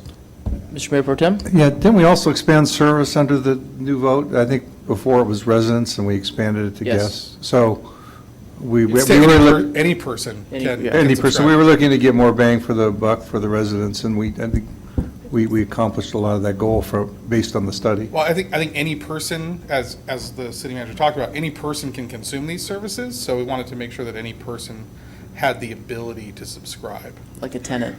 Yeah, like a Employee. business in the Tenant, city of or Canyon business, Lake. Yeah, business, Someone who tenant. routinely comes to Canyon Lake and Yes. maybe needs to exercise more, Right. things like that. Does this cover a guest in my house is covered, I Right, believe. under Well, your, it's under under your your- subscription under fee, your they wouldn't have to have a separate one, and, and the other thing is that when we send out the public notice, the community is notified that that's the time to opt back in, because obviously we have to get this on the tax rolls, so they're all notified that they should come in and try to do so before this public hearing.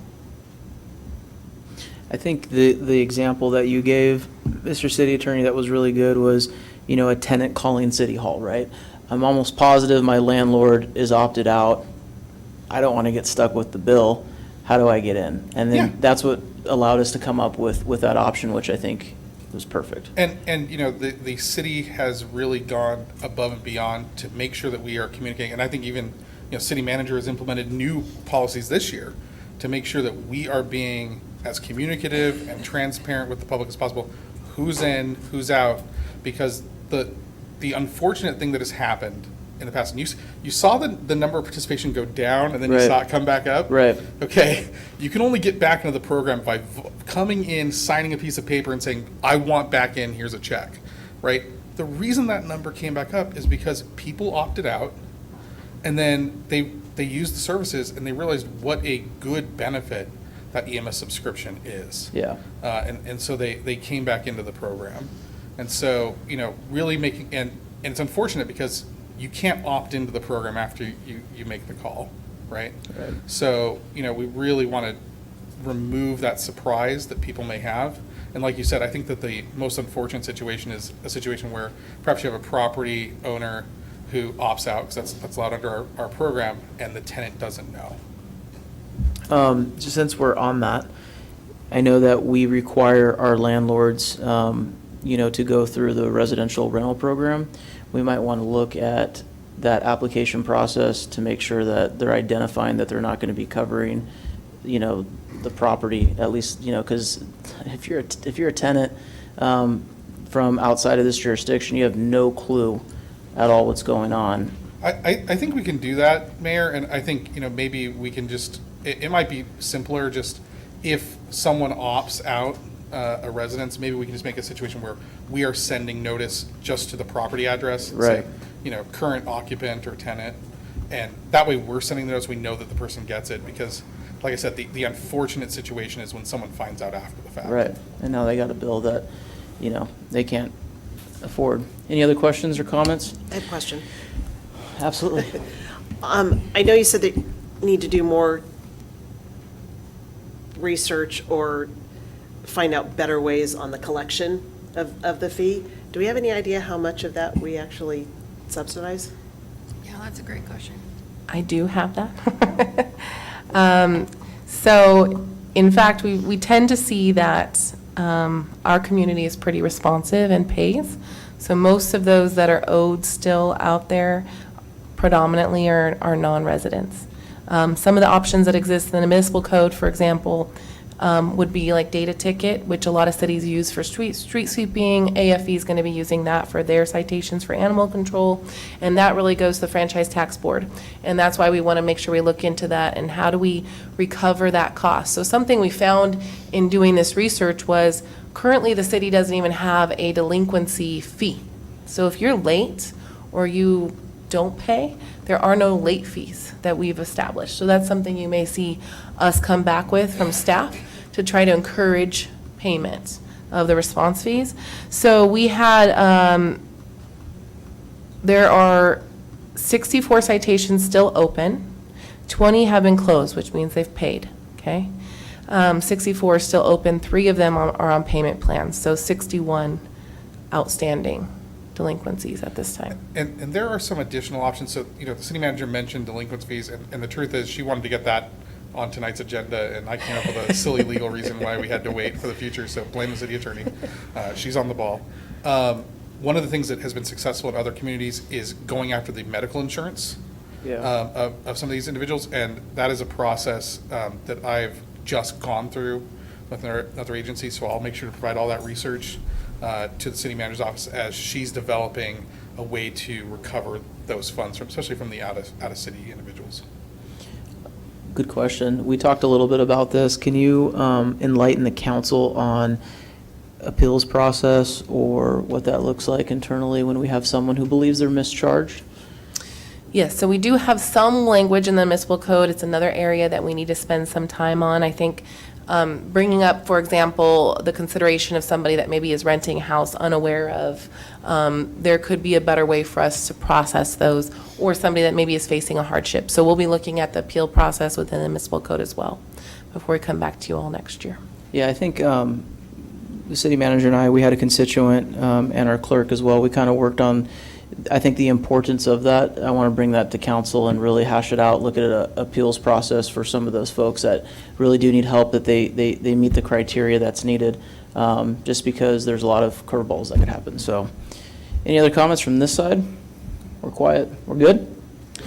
Okay. We are going to move on to testimony by proponents. Mayor, we have 2 speaker slips for this item. We have John Zeitz and Renee Griffiths, and I will let each of them determine what category they would like to speak under. Okay. I'm assuming. Okay, so we need to identify if we're going to be proponents or opponents, because that's what we're addressing right now. Okay, so we have no testimony by proponents. We're going to move on to testimony by opponents. Mr. Zeitz, you have 5 minutes. The floor is yours. Okay, so we have Renee Griffith going to be testimony by opponents. All right. Hello. So just general questions, because I do subscribe to that. And then I saw the list. I saw some people that don't even live in the state that received a bill. And then I heard you speak that if it's someone visiting. So if I have a friend who's driving through and gets in an accident, then they just have to name anyone in Canyon Lake. And if that person is subscribed, they're part of that 94%, then they're off the hook, right? Well, we're going to check their identity, obviously, anytime we have an emergency medical services call, and their ID. But I'm not certain how that would work. I'd have to look at the chief and see if he knows for sure how that works. So I don't want to misspeak. But So my overall concern is then, are we, once this gets out there to other cities, or the other question is, are neighboring cities doing this? And if they are, who? Just because I'd like to know. Not that I want to get in a car accident in any city, but it's always good to know. And then does that deter people from coming to do business in Canyon Lake if en route they get in an accident in Canyon Lake and then they get a bill for $1,400? That was the other question.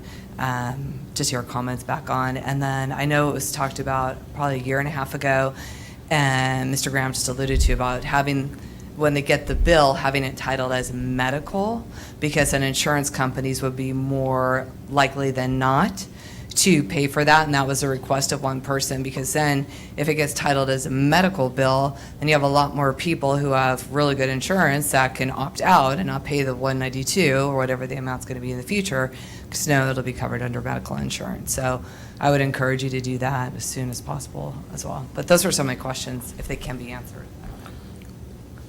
Mayor? Go ahead.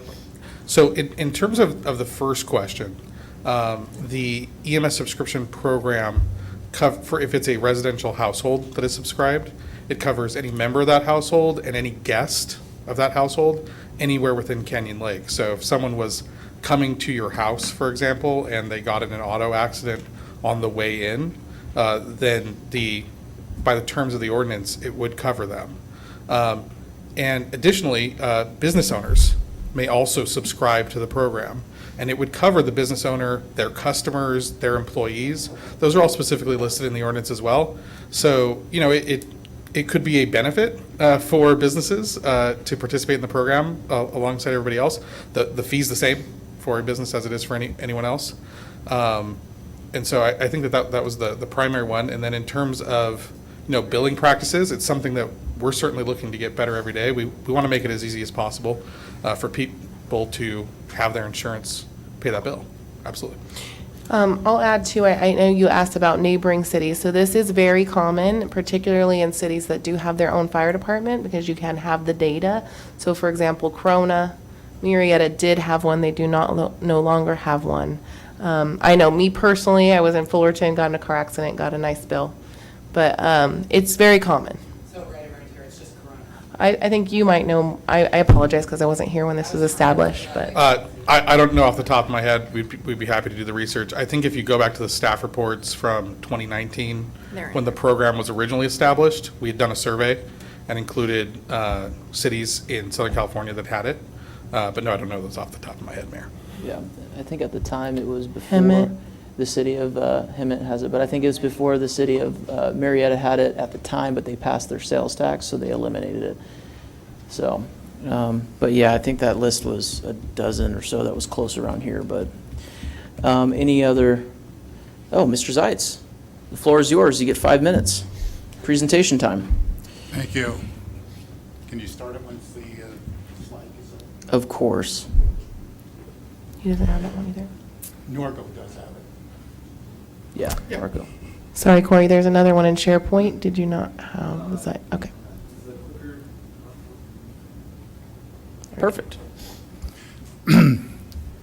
Okay, thank you very much, council. This is the fourth year that you're looking at this. This is the fourth year that I've been before you that says you cannot do what you're doing. This is what you approved back in 2020. If you take a look at this, you could see that you take the cost of fire, $2.2 million, you take the structure fees that you get from your tax of $1 million, and you take the difference of that, that's $1,173,000. I got to do this fast because I got 5 minutes. So you have the remaining balance of $1,173,000. As the city attorney has poured into me, you take to get the EMS fee for the service. You take 19.91% of that, so that's $233,000. So the remaining cost is $939,000. You take that $939,000 divided by 4870, and you get 193 divided by 12, and your final amount's $192 a year. That's what you used. No administrative or anything. That's under the response fee. You can see what you need is what's there, $993,000. In the first year, you charged that, and you got from the $192,000, and the second one from the bottom is $792,000, so you were short $147,000 for that year. In 2021, the cost of fire went down, the cost of the amount of tax increased, so the amount that you needed to get to was $659,733. With the $192 that you charged, you got $799,000, which is $139,000 more than you should have been. What the price that should have been was $135,000. In the following year, the cost dropped dramatically. The cost of fire in the 2-3 year period of time went 22.82% down. The tax went up to 12% increase. So the amount that you needed in 2023 because of the decreases was $420,000. It's the amount that you should have charged last year, like I said, was $86, but you charged $192, which brought in $802,200, which is $381,000 more than you should have. And in this year, you're going to keep it at $192. The cost of fire has gone up $200,000. Cost of tax has gone up a little bit, but you needed to get $571,000. But with 192, that you're estimating now to make $840,000, which is $268,000 more than you should. I get the wrong button all the time. The laws normally say revenues derived from fees or are charged should not exceed the funds required to provide a related service. City manager already said that. That's why you reduce the amount for the subscription fee, the response fee. Revenues derived from the fee or charge shall not be used for any purpose other than that for which the fee was imposed. But you've got $789,000 more that you brought in. That isn't money that goes into the budget, goes into the general fund, that balances your budget for the year and that stuff. That should go to the fire, but you didn't reduce the fire. Now, you really have two choices, as I see it. You could take the money, the $139,000, and reduce the cost of the fire, or you can actually charge what you're supposed to have charged at $135, $86, and $117. It didn't take studies last year to come up with this kind of figure. It's a simple mathematical thing. I can do a spreadsheet for you. You give me the two figures, the cost of the fire and the tax amount. I can spit out in 30 10 seconds, Mr. Zeitz. $117,000. That's why I think what you're doing is illegal. Thank you, Mr. Mayor, can I ask Mr. Zeitz a question, just since he still has some time left? I did note on page 182 of the backup, which is page 60 of the report, which includes all the active subscribers. I did note that your property address is listed as being actively subscribed for the next fiscal year. Based on your feelings regarding the city council's fee, if they were to adopt the fee at the amount that their staff's recommendation is, would you like them to remove your address from the list for the next fiscal year? There's a specific purpose that I think I shouldn't bring up for me to be on that list. Okay, so you would like to remain on the list. So the purpose of the hearing today, in addition to discussing the amount of the fee, is to confirm the written report that the city manager has prepared, which lists those residents who are actively subscribed. And I know you actively subscribed in March, and I know why. I can't answer your question. But I'm going to ask it anyway. And one of the things that is allowed under the municipal code is any resident may protest their inclusion on that list. And so if you don't want to be included on that list, the city council can remove you right now. Yep. If that's your desire. And so I would just ask, if you're opposed to the fee, would you like the city council to remove you from the list? As a testimony by proponents. I'm going to give you that answer. I have asked for that money back as well as everybody else in the community, and you've denied it. Does that answer your question? No. That does. Thank you, Mr. Zeitz. And I also, Mayor, I usually don't compliment public speakers. That's fine. But I did want to compliment Mr. Zeitz on his presentation today. You've come in several times to talk about the fee, and I followed along this time. I thought it was good. Thanks. Unfortunately, my pointer didn't work, and the city manager was right. Thank you, Mr. Zeitz. Thank you, Mr. Zeitz. Thank you. All right, response by proponents. All right, I'm going to close the public hearing at 8:14. Discussion by city council. Any more further discussion on what has been heard? All right. We'll make a comment.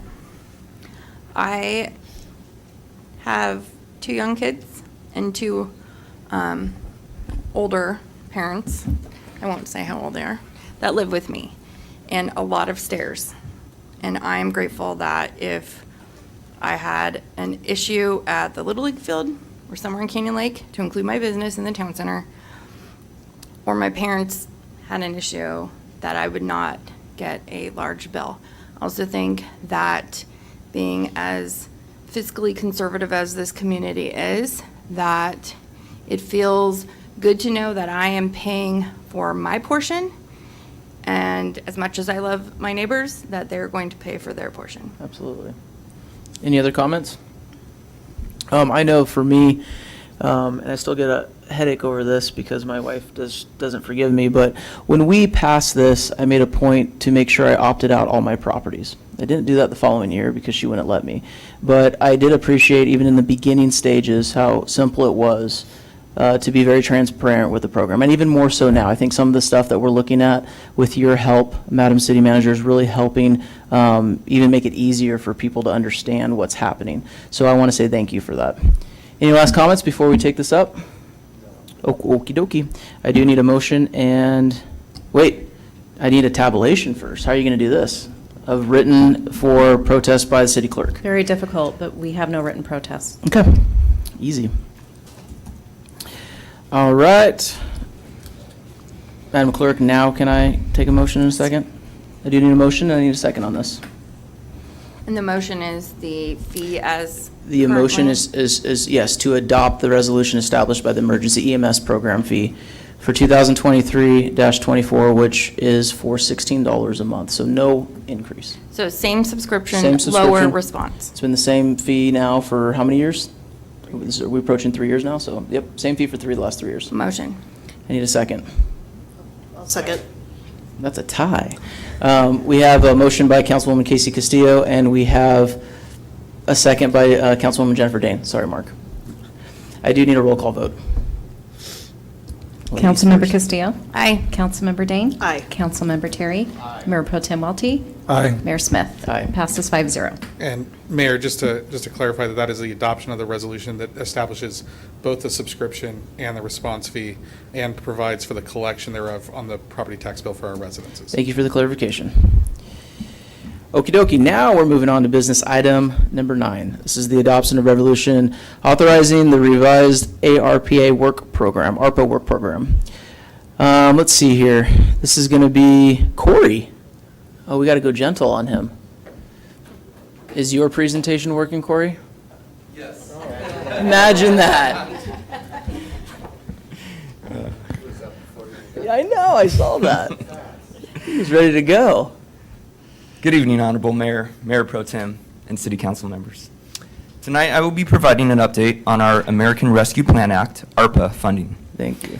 In this presentation, I will provide a brief background on ARPA, provide an update on the ARPA work program expenditures since the last update in September, review completed programs, and present a recommendation to revise the work program and reallocate funds based on the City Council's goals. So just a bit of background here. On March 11th, 2021, President Biden signed the American Rescue Plan Act into law, which established the Coronavirus State and Local Fiscal Recovery Fund, SLFRF. The SLFRF provided funding for local governments across the United States to respond to the impact of COVID-19. Canyon Lake's allocation was $2,698,416.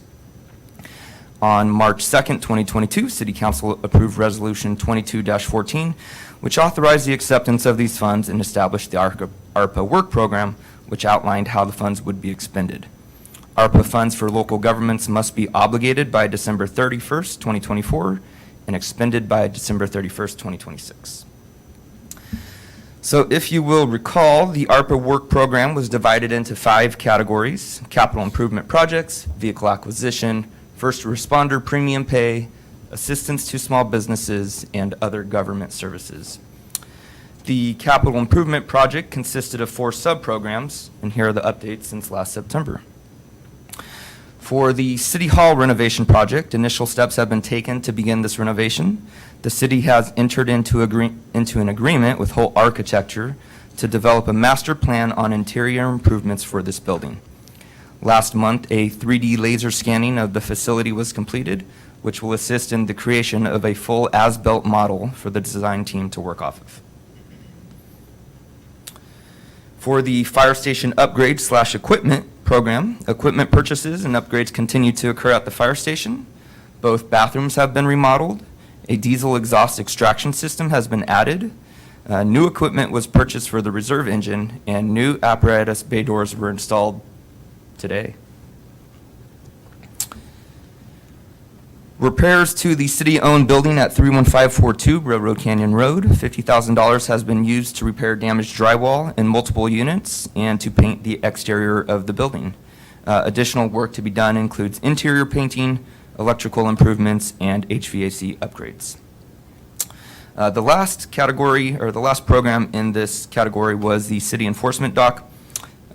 2 proposals have been received, however, the projected costs were higher than anticipated. The second work program category was vehicle acquisition. As you can see, a total of 3 vehicles were purchased. The 2022 Jeep Gladiator is a new vehicle for the code enforcement team. The 2022 Dodge Ram and Ford Explorer replaced the 2008 Yukon and GMC Sierra that were aging and in frequent need of repairs. All vehicles, except for the Dodge, have been equipped with emergency lights, sirens, and city graphics. The Dodge is scheduled to have lights and sirens installed next month.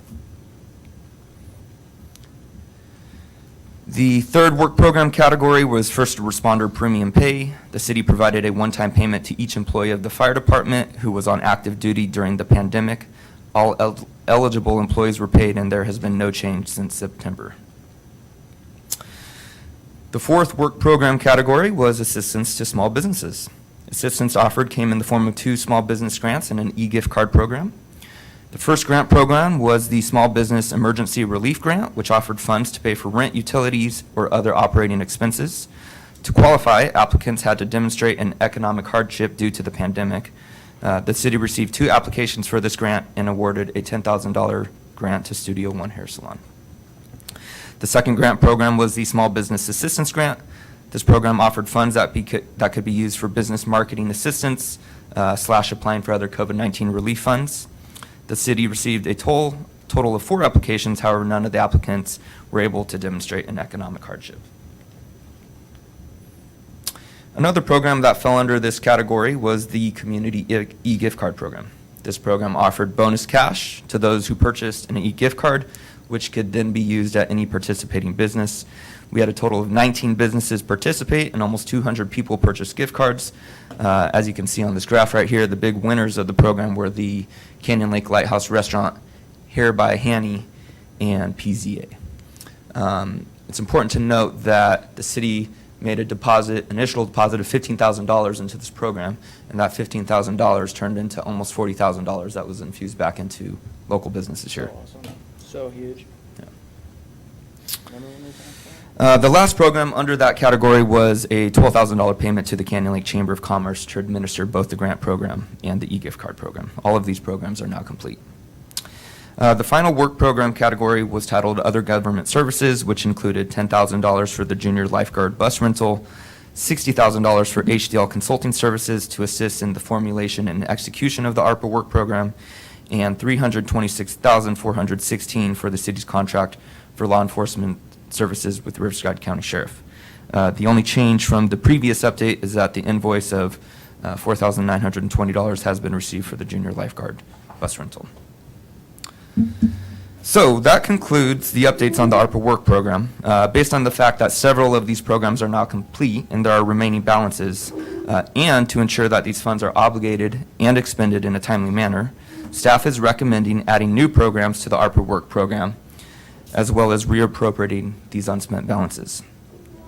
So, apologize for it being so small, but the table on screen shows the proposed ARPA work program, which consists of completed programs with adjusted budget allocations, as well as new programs.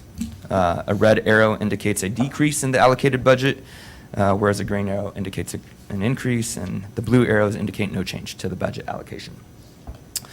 So within the staff report, you'll find a very detailed spreadsheet that breaks down the unspent funds and how they are being reallocated. Right now, I'll cover the major changes to these allocations. Number 1, for law enforcement services at the top, we are recommending an increase in this program allocation by an additional $1,284,962.10 for a total budget amount of $1,611,108.10. The idea here is to use these opera funds to cover operating budget expenses related to our law enforcement services.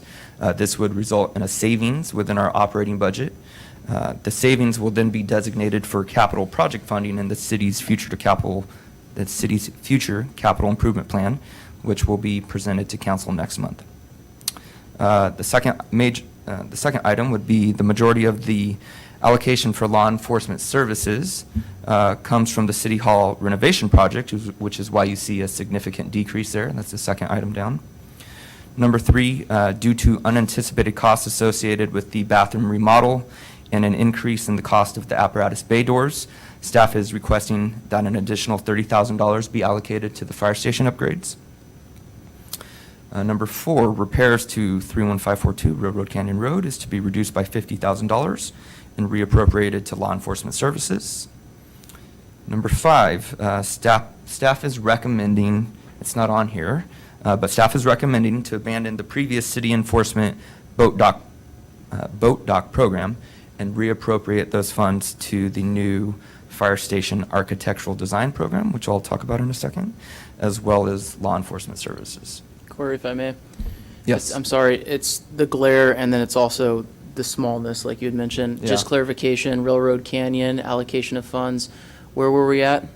So the original budget allocation was $210,000. We've spent $50,000. Okay. And we're recommending to reduce that by another $50,000. Has there been conversations, Madam City Manager, just because we got the new grant funds, the 1.2 million that we just received, and a couple other things, to allocate more than that? So just for clarification, this money is designated for the rental building, Okay, not the roadway. okay, perfect. Does that help? Oh, yeah. Okay. Okay. I think that's fair. So, And we did get estimates, and just so you know, we got estimates for the remaining repairs on the rental building, and based on those estimates is how we've determined that we do not need the full allocation. Perfect. Thank you for that. okay, so the remaining balance from HDL Consulting Services is being recommended to be reappropriated to cover the increase in the fire station upgrades, which was the $30,000, as well as law enforcement services. So you can see towards the bottom of the slide here, these are where we've identified the new programs. So the first one that we're recommending is $65,000 towards the economic development / town center marketing.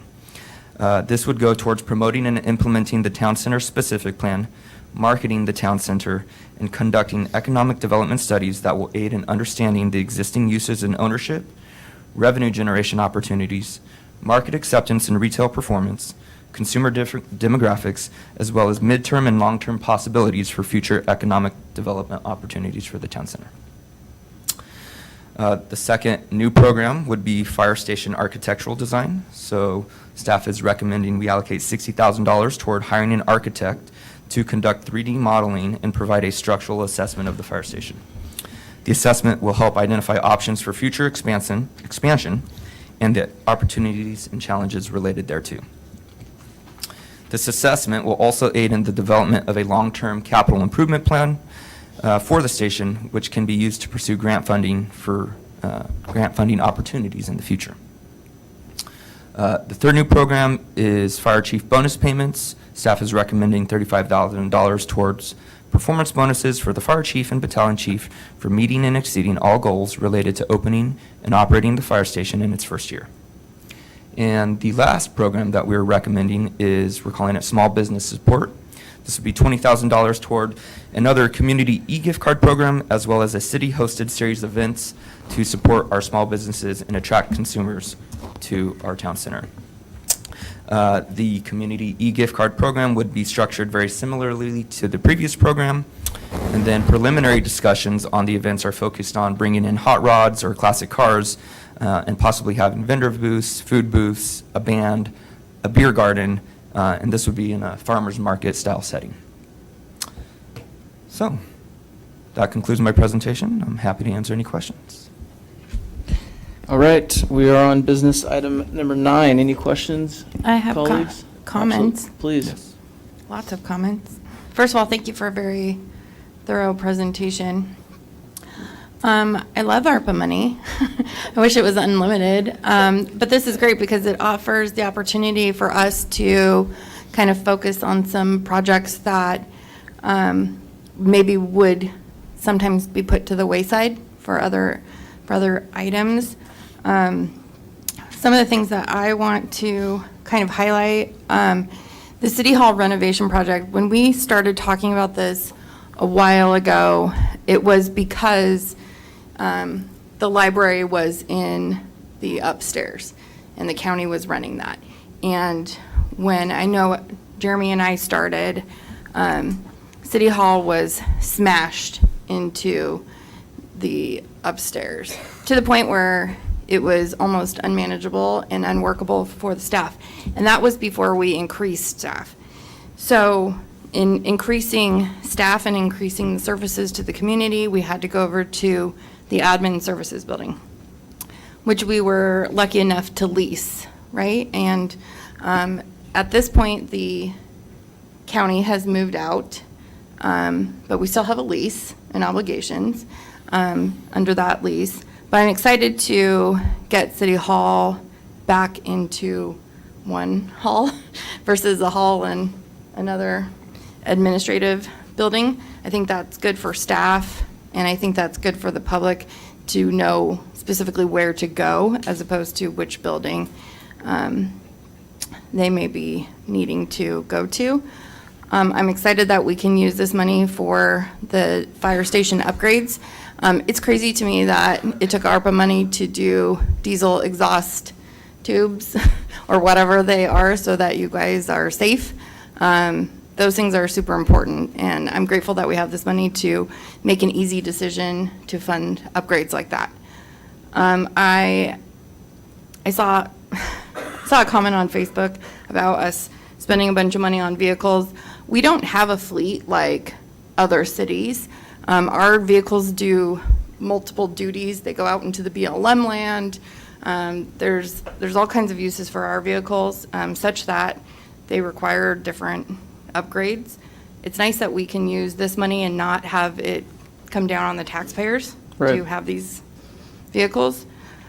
I'm sure you guys don't want to just hear me talk, but a couple other things I want to highlight.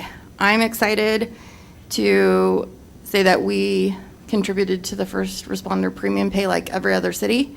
That's a big deal personally to me, and I'm grateful we were able to do that. And increasing our law enforcement services contract is a big deal to all of our community. We hear about it all the time. Yep. So we would be remiss if we did not focus a large amount of funding in that way. And also want to say the fire chief bonus payments. It was no small feat to open a fire station, and to do it during COVID and to do it on a time schedule or time frame that we had, taking advantage of the timing, taking advantage of the decrease in the contract for CAL FIRE based on coronavirus. So we had a window, and I'm grateful for the people that we were able to hire. And I think retention is a big deal. We've heard about it in the community. And so to me, these payments seem appropriate. We're funding the junior lifeguard buses again. We have 40 kids out of 70. That's awesome. And they're coming from Canyon Lake. So that's a big deal, and I think it's great. Great comments. Anyone else? Mr. Mayor Pro Thank you, Tem? Mark, for handing it back. I'm excited about the fire station, that we can continue to do the improvements that we're looking at for the fire personnel so they can live in a more comfortable life. I also think we should do some upgrades to the building. I'm sure that's part of the architectural plan for the fire station, so I'm glad to see that on the list. So that's very exciting. I'm glad to see we'll go back to the community with some of the e-cards, or we use those. We loved them. I think it really benefited the community and got people engaged in our local services. So I think it's a big plus, and I'm glad we have that opportunity from ARPA. Mr. Terry? I would like to commend the entire staff on all the work they did on this. It's unfortunate that John Grande isn't still here. Yeah. I'm very appreciative of the fact that the city has recognized funding for small business as well as economic development. I think it's huge. It's close to my heart. I echo the comments of Councilmember Castillo. Our commitment to our fire department, our commitment to law enforcement. I once again would just commend our city staff in the way that they reappropriated these funds. Thank you. Good. almost exactly what he said. I appreciate the time and the thought that goes into moving all of this around to make sure that we actually get to use the money. It's a gift that we don't want to lose. So I appreciate that. I think it's a great idea. As I started going through it, I thought, we should put more money towards the e-card and there it is. So, everything that I would think to use to reallocate the money for, you seem to have done. So I appreciate that. Thank you. Awesome job. Thank you. Any more conversation on the Fed clawback on ARPA? That thing kind of did on arrival? So it looks like they managed to come to an agreement Yeah. without sacrificing ARPA. But I think that, that is a conversation that could come back year after year. So I agree. think the city is wise to try to close the books out on it. Absolutely. I'm going to echo everything. I'll make the motion. Wait, do we have any public comments? Mayor, we do not. Okay, I'll make the motion on this. I do need a second. Second.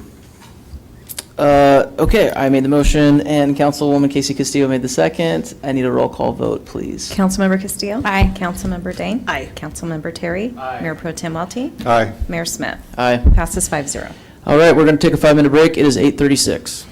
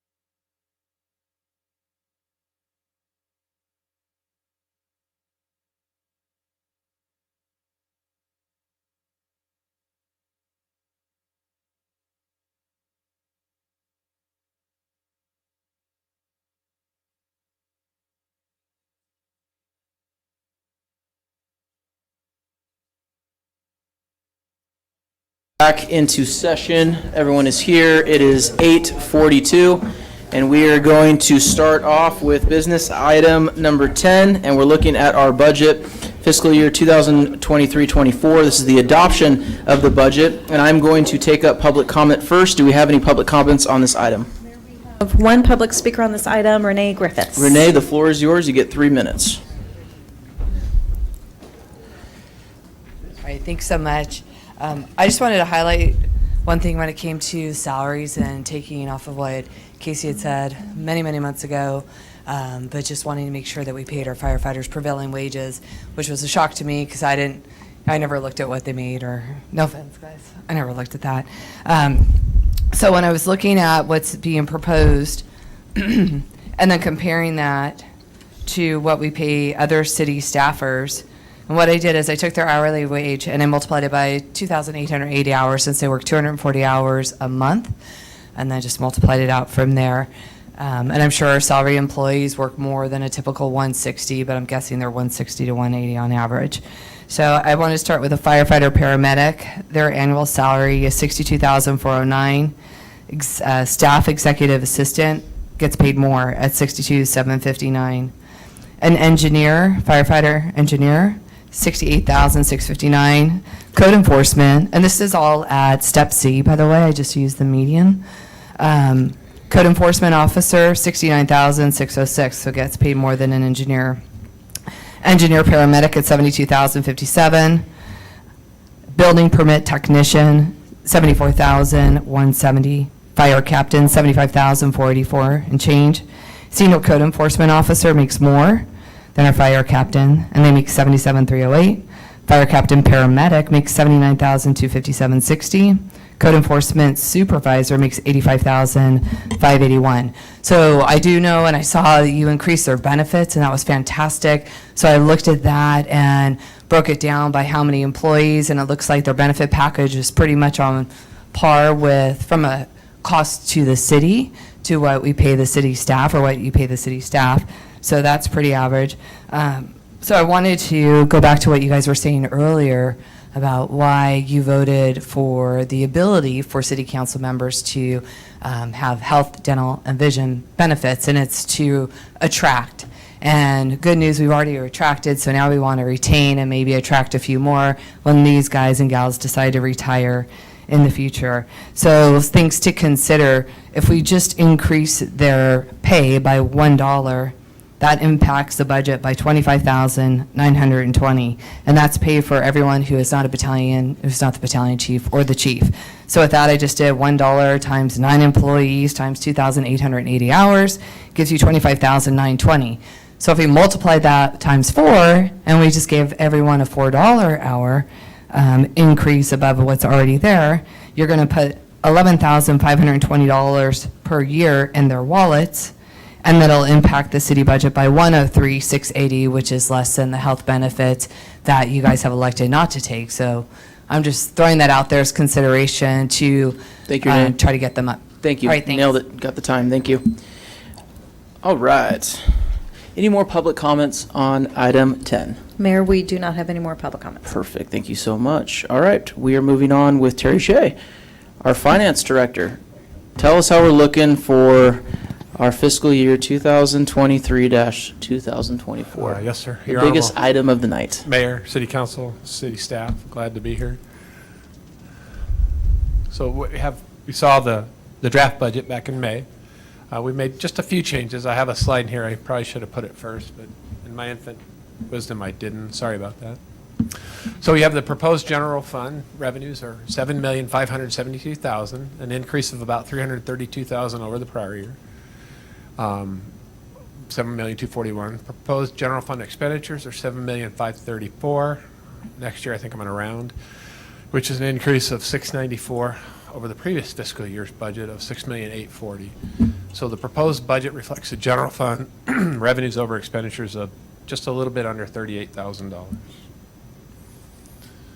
So these are some of the revenues. Our biggest revenues are property taxes for which they call the structural tax fee, BLF swap, sales tax, utility users, franchise fees, other taxes, and then fees for services, And then other revenues, that's what makes up our $7,569,000. We use the outside consultant for sales tax, and they're predicting it to go down a little. Our other taxes includes the property transfer tax, which is when you sell your house, there's a fee that comes to us, and we're projecting that down this year. And then here's what our biggest thing is: our fire structure fee, our VLF, our property taxes. Any questions on any of the revenues? And so then here's all our funds. So general fund is our main operating fund. We have some restricted funds, which is our gas tax for streets and roads, Measure A, the AQMD trusts, which we usually save for 4 or 5 years and then purchase a vehicle with it. We just had our last year where we reported the 2 Durangos that we bought, and it sailed through, and AQMD approved it. I was a little worried, but they approved it, so that's good. Law enforcement grants, which we get a minimum of 160. It's adjusted by inflation, so it'll go up a little, and that has to be used for law enforcement services. And then the ARPA, which Corey just went over. And then we have a rental fund, which is our 2 commercial buildings, and then our capital project funds, which we use when we do a capital project. We move funds over there, and we use one fund to do the construction, and we transfer money into that fund. Here's our general government, which is our city council, city attorney, city manager, city clerk, finance, and then the public works building and facility, which we're going to rename this year into something a little better, because it's more of a catch-all now. And so you can see where we have personnel, which is our big cost, and then O&M, small amount of capital, and then the total for that subcategory. Then you have developmental services, which is planning, building, public works admin, and then NPDES, and then code enforcement. And then public safety, I think we should probably move code enforcement to public safety next year. And then we have law enforcement, the city fire department, the emergency preparedness, and then animal control, which gets us to our $7,534,000. And you can see personnel is $3 million, O&M is $4.4 million, and then another little bit of capital of $5,000. So any questions on these departments? All right, and here's what breaks down. Public safety, 55%, which is good. Most cities, somewhere around 70, 75, and so that's good. And then general government, 30, and developmental services, 15. So these are the changes from the draft budget. So we we added a part-time senior administrative assistant with salary and benefits of $29,000 in the city manager's department. We got an update on our cost of the website. That's since the last budget, so that's $2,500. We took out the fire department bonuses, and this was the amount calculated. I know the ARPA has 35, so there may be a little play in there. And so we moved that to the ARPA fund, so it lowered the general fund.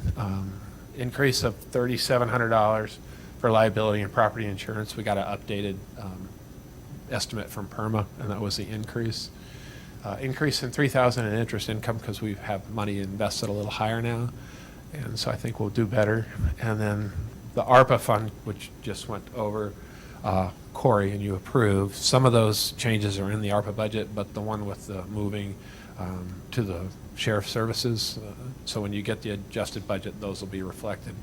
And we'll move money out of the general fund into the capital project fund and spend it out of that fund. So that'll be reflected in that.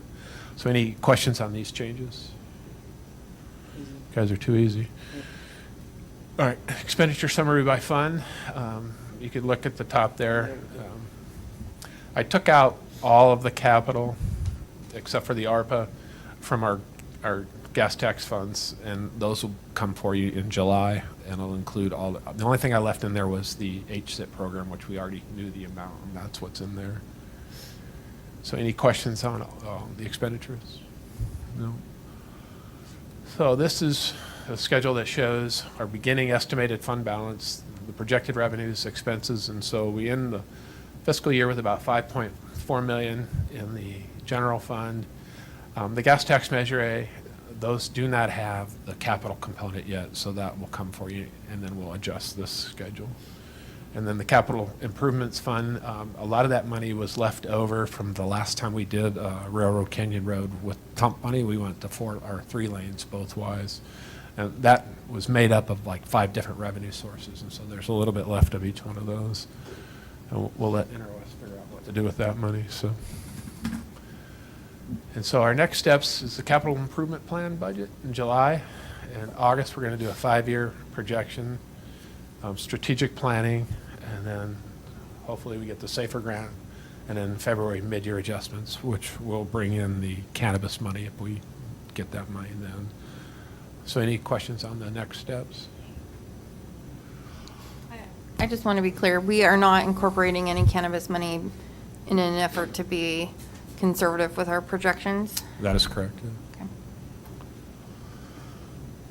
And so what we want you to do is adopt Resolution 2023-24, approving the budget, appropriating revenue, and establishing the appropriations limit for fiscal year 23-24, and authorizing the city manager to execute contracts per the budget and municipal code, and adopt Resolution 23-25, approving the salary and wage schedule for the employees of the city of Canyon Lake for fiscal year 23-24. And that is the presentation.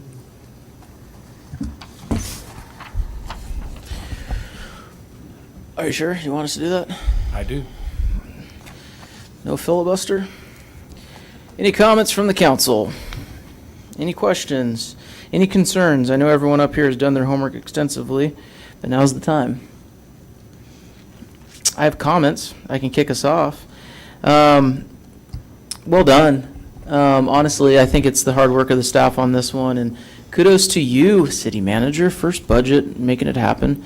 I think that this council has proven that we want to try to do all we can to take care of staff, and I'm glad to see that happening this year. I really am. I think if anyone has the time to actually go through and read the 983,000-page document that we've been reading the last month, you will find out that we have gone above and beyond to try to secure and to take care of the staff in the time frame that we have. So I just want to say kudos to this council if we do pass the budget tonight, and in doing your homework to see that we're doing all we can to make this a real city and make this a real place for people to work and hopefully stay. I know for me, I set out for a goal, and I've shared this with this council, and the city manager, I believe, shares this vision, and that is for us to have 100% in reserves, and we're going to do that. I believe that this council can do it. I'm passionate about this goal. I think that it is important that we secure our financial future by saving as much as we possibly can and being wise and smart with fiscal dollars, public dollars. So for me, this is the right track for us to achieve that goal of 100%. That's it. I'm good to go. So who's next? I have a comment. And it kind of is just to address Ms. Griffith's comments in public session. I want to say that I appreciate the dialogue from the Firefighters Association and the work that the city manager put in, and the city attorney in talking about those negotiations and goals moving forward. I think that conversation is always one that is not easy, but we also have, budget ideas and goals where we want to stay. And I would say I appreciate the Firefighters Association for being just very much part of the team in how they approached it. So, it's employee negotiations are not easy. I do it for a living on behalf of the employees, and so I think that I'm just appreciative that you guys are committed, you're in the community all the time, and it is not unnoticed, not at all. Absolutely. Anyone else? Mark's pretty good at seeing my hand reach, so I got to thank him again for blowing his hand back. Maybe we should have buzzers, right, like a game show.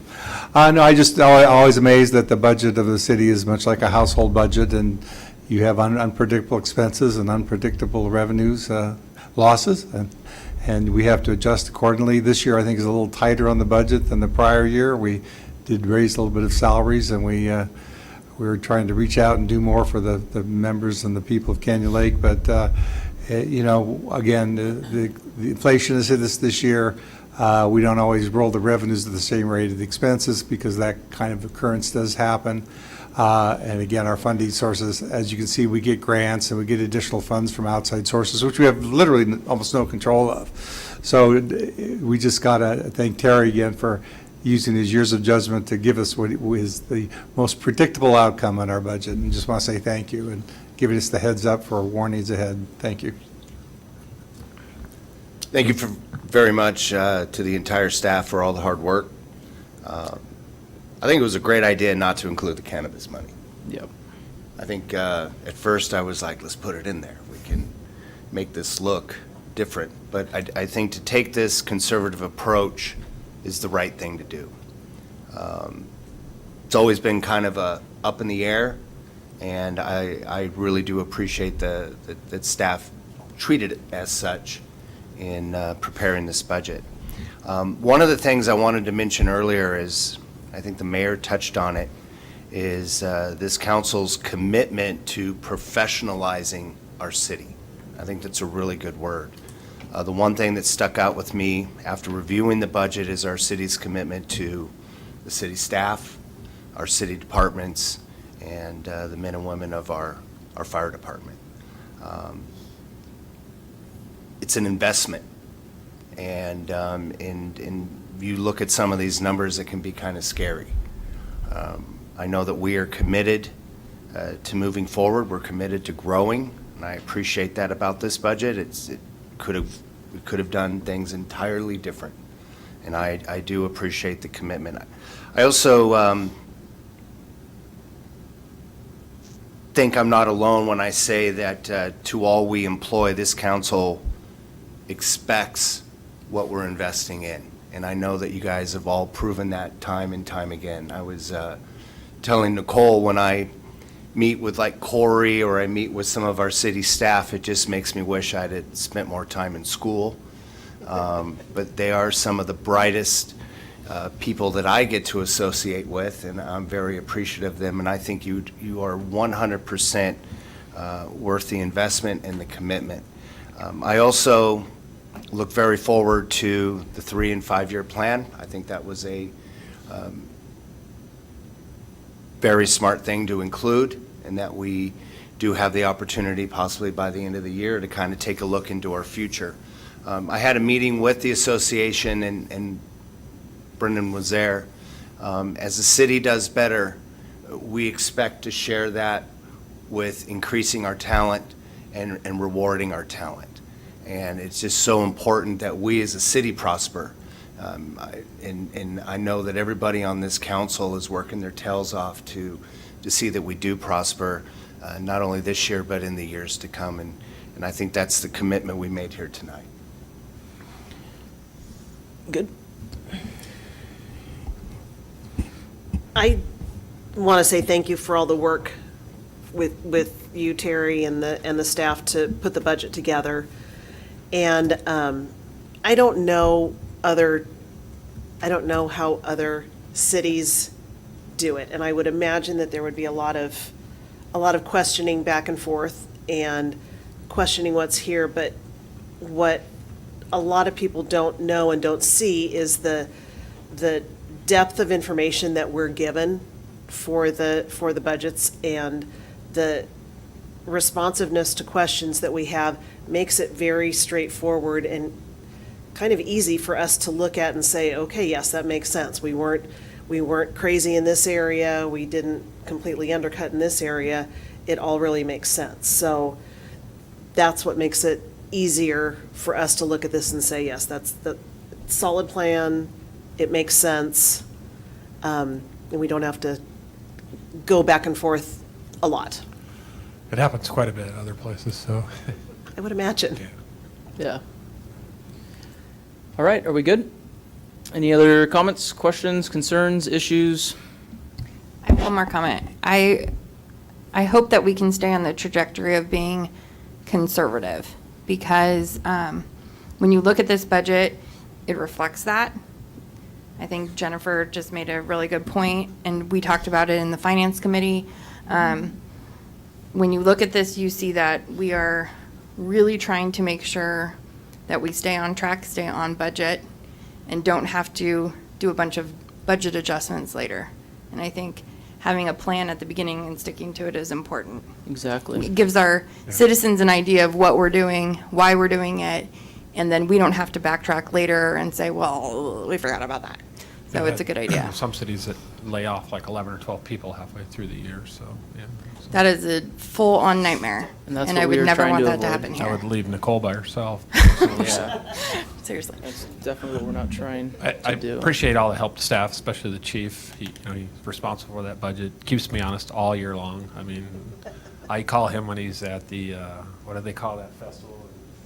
Stagecoach, and he answers the phone. So I'm working, and you're at Stagecoach. Sound logical.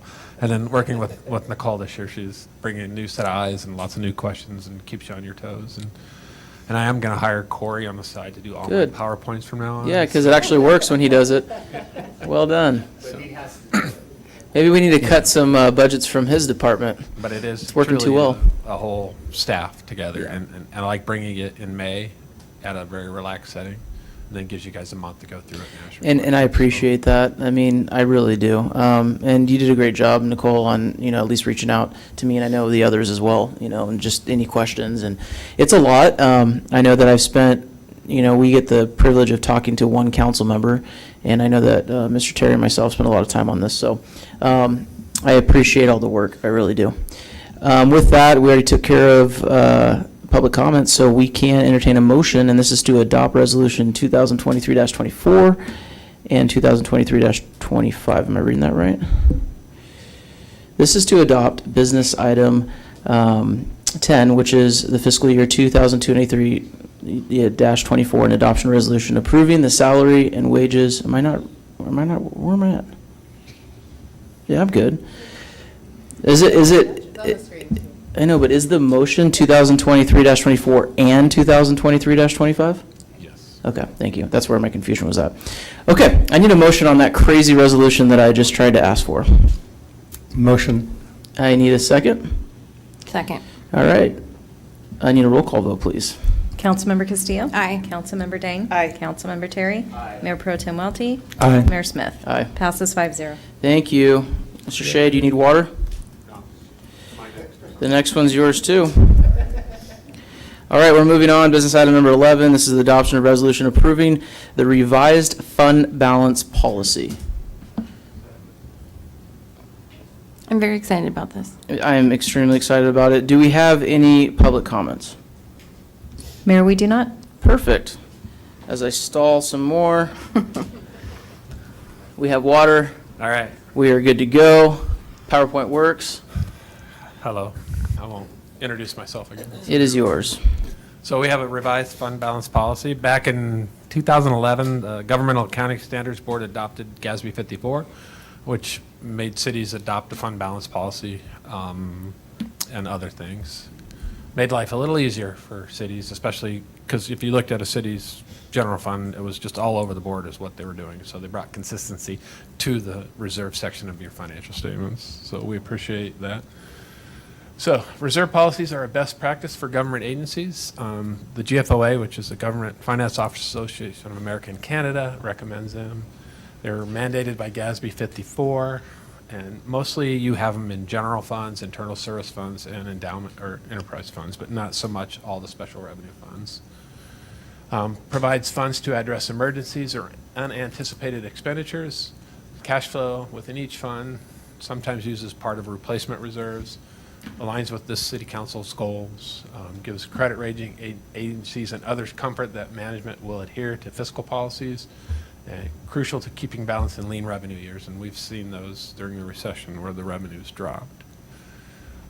We adopted a policy in June of 2011. We set our emergency contingency at 50%, and then a couple years later in the recession, we had to cut because we would have not been in line with the policy, so we rescinded that portion of the policy.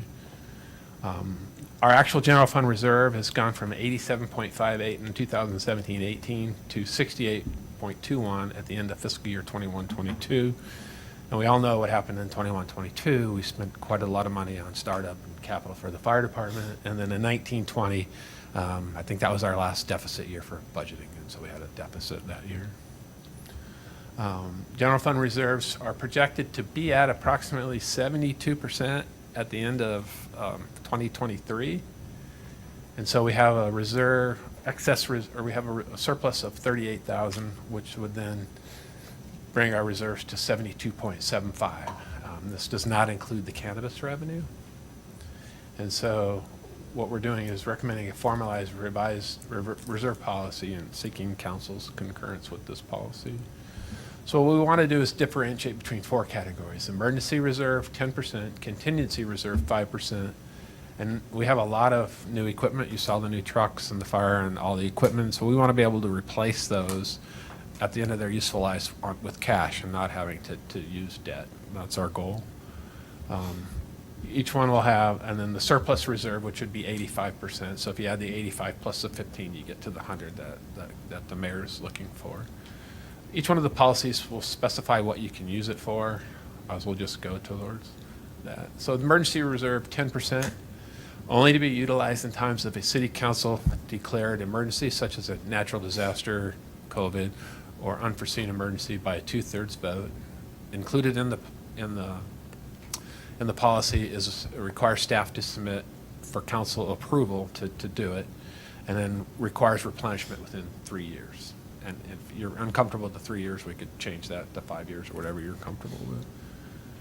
The contingency reserve is 5%, and what that will allow us to do in case of, like, if the revenue's down or something, that we don't have to make drastic cuts, and we can use part of that money on a 1-year basis, right, if we need to, if we're a little short here and there, right? So that 1 year we were like 150,000 short, we could dip into the reserves that year, use that money, then next year we're back. Also requires staff to submit a plan to council, and then requires replenishment within 3 years, so. Because once you get past that, then it's no longer just a downturn, it's something else is wrong, so. Surplus reserve, 85%. I thought I had it in here where we're at, but I think within 5 years, at the lead, with the cannabis revenue, I think we can get there in 3 years. So I think we'll be there. But if that goes over 85%, you don't want to cut services or something. You want to look at that and say, okay, we have all these deferred capital projects, like at the rental building or somewhere at the fire station or something. Unfunded liabilities, we could put more money, we could establish that same kind of trust that we had for OPEB for CalPERS, and we could let that money grow and then use that money to cover our annual costs, and that takes that money out of the general fund as well. Vehicle or equipment purchases, which we could add to the other fund, or other one-time expenditures. So, because you don't want to not do services, but you don't want to have the excess money on an ongoing operation, because if revenues don't come in or something's don't have, then you may have to lay people off or cut costs. So mainly for one-time expenditures. The policy does give you the ability, the way it's written, if you have to spend that money down, but there's also a plan to reimburse it. So council has the authorization. And then included in the plan also is where the city manager, some of the committed, or not the committed, but I'll get to that next. So the vehicle equipment reserve, the chief has prepared a schedule that shows what the current costs were and what the cost of replacement plus equipment for all the trucks and all that. And so we are going to fund that annually. We're going to set up a new fund, which we'll bring to you in July to set up. And it'll be the equipment replacement reserve fund. As part of the financial statements, it'll roll into the general fund because it has no other purpose but then to save money. And so we will set money aside each budget, and then it'll still be in the reserve. It'll just move in the cash to a separate fund.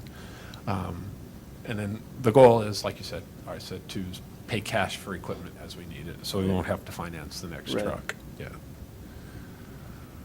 So GASB 54 laid out these 5 categories. So you have, I have one out of order. Can you guess which one? Yeah. No, just kidding. Non-spendable amounts, like as a prepaid amount. So it's on the balance sheet as a prepaid asset, but the cash is gone, so you can't spend it. Restricted, that's usually in a special revenue fund, like our gas tax is restricted by state law. Measure A is restricted by local Measure A ordinance, and then those kind of things. Committed, which will be our 15, our 10% and our 5%, those will be committed. And then unassigned should be last, then assigned should be above that. And I think in our policy, council will be giving the city manager or the finance director to assign fund balance at the end of the year. So if we have some encumbrances that we haven't paid out, so we can say, okay, this money needs to go to this and that, and you give the city manager the power to do that. So And then the unassigned is what's left over. And that's where that 85% will be for us, will be in that unassigned column. In general, policy requires a general fund reserve balance of 10% for emergencies, 5% for contingencies. Any appropriation reducing the balances below that amount, and there was some years where we got pretty low, requires a 2/3 vote by the council and then remedy to get the balances back up. The goal is to increase the surplus reserve balance to 85% for a total general fund reserve of 100% plus the equipment replacement reserve. So we'll be over 100 at that point. So recommendation, adopt resolution 2326, just one resolution this time, Jeremy, and then approving the revised fund balance policy. And this will take effect, if we adopt it before June 30th, 2023, it will apply to our June 2023 statement. So you'll see the breakdown in there. So any questions? For me, no questions. I just want to say thank you.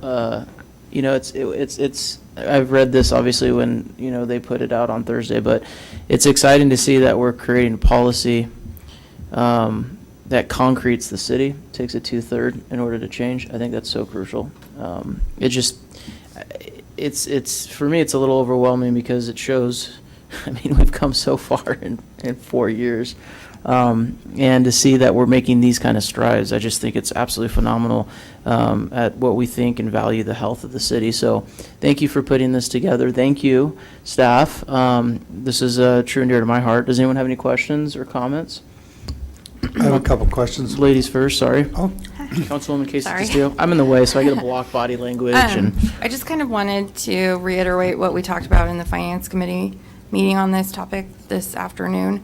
And it goes on page 285, the first sentence of fiscal impact. When I asked Terry about what the changes in this proposed policy are anticipated to have a positive fiscal impact on the city's bond ratings, if you could kind of elaborate on that for the community, because that was an important point for me. Yeah, because anytime you go out for public financing, like we have, and we've researched like possible financing to purchase the fire station and stuff like that, you get a credit rating from Moody's and those kind of things. And the chief knows when we applied for the SAFER grant, we had to show our reserve policies. And at that point, our reserve policy wasn't that strong. That's when we decided to upgrade it. And so it will help with our credit rating in case we want to do debt or apply for grants. And then it shows you actually have a policy, that you're sticking to it, and that the city's committed to being fiscally responsible. So. Awesome. I think it's great that we are looking towards building our reserves. My question's on the reserve fund balances. We have dedicated funds from certain revenue sources, such as the EPA tax, the funding we use for cars. Can we designate that into reserves? There's the fund balance that we usually use for cars in the budget. The one in the cars will be in that committed, or the assigned. It'll be on the balance sheet.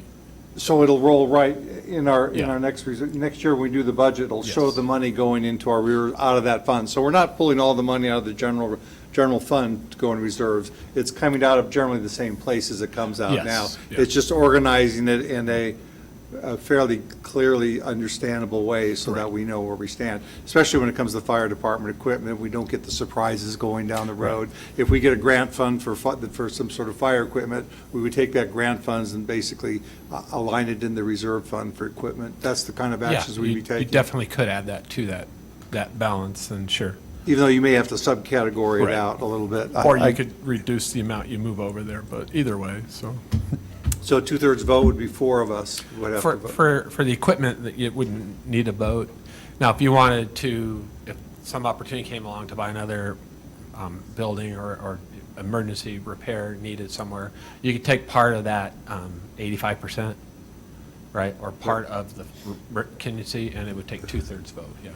So But basically just- 4 of us right. is 2/3. So it's Right. Anytime you go over that 85%, then like buying equipment would be perfect, and then that kind of takes the pressure off of the other fund, right? Because you can then fund that more. But yeah, so that's the goal. But the equipment reserve will be on the balance sheet, just like the other reserves. And so hopefully we'll be at 100% 100% plus the equipment reserve someday, until we spend it and start rebuilding it up again, so. But So on that's- a reserve, it's like most reserve study, you have a piece of equipment, you have the expected life. Right. You have how many years before that falls off. Right. And at that level, in those reserve funds, we basically want to be at 100% funded. That's our goal. Yeah, and each of the assets the chief did has a different lifespan, right? So some are 5 years, some are 7, some are 10, right? And so we took those and he projected it, I think, like a 5% inflation rate, and that includes the truck plus, the lights, the equipment, everything that goes with it. And so those money, and I think it's like $200,000 a year, Jeff, is that right? And so that money will be set aside.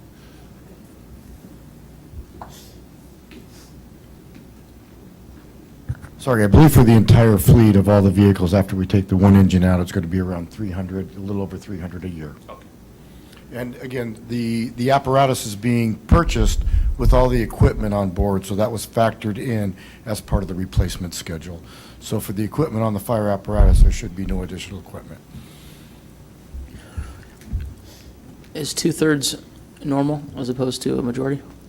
Well, I mean, I've seen, you could say majority, I could take that out and just say majority because it's the same thing. I've seen some places where it takes 4/5 and that kind of handcuffs you sometimes, trying to get that 4/5. We could say majority vote of city council.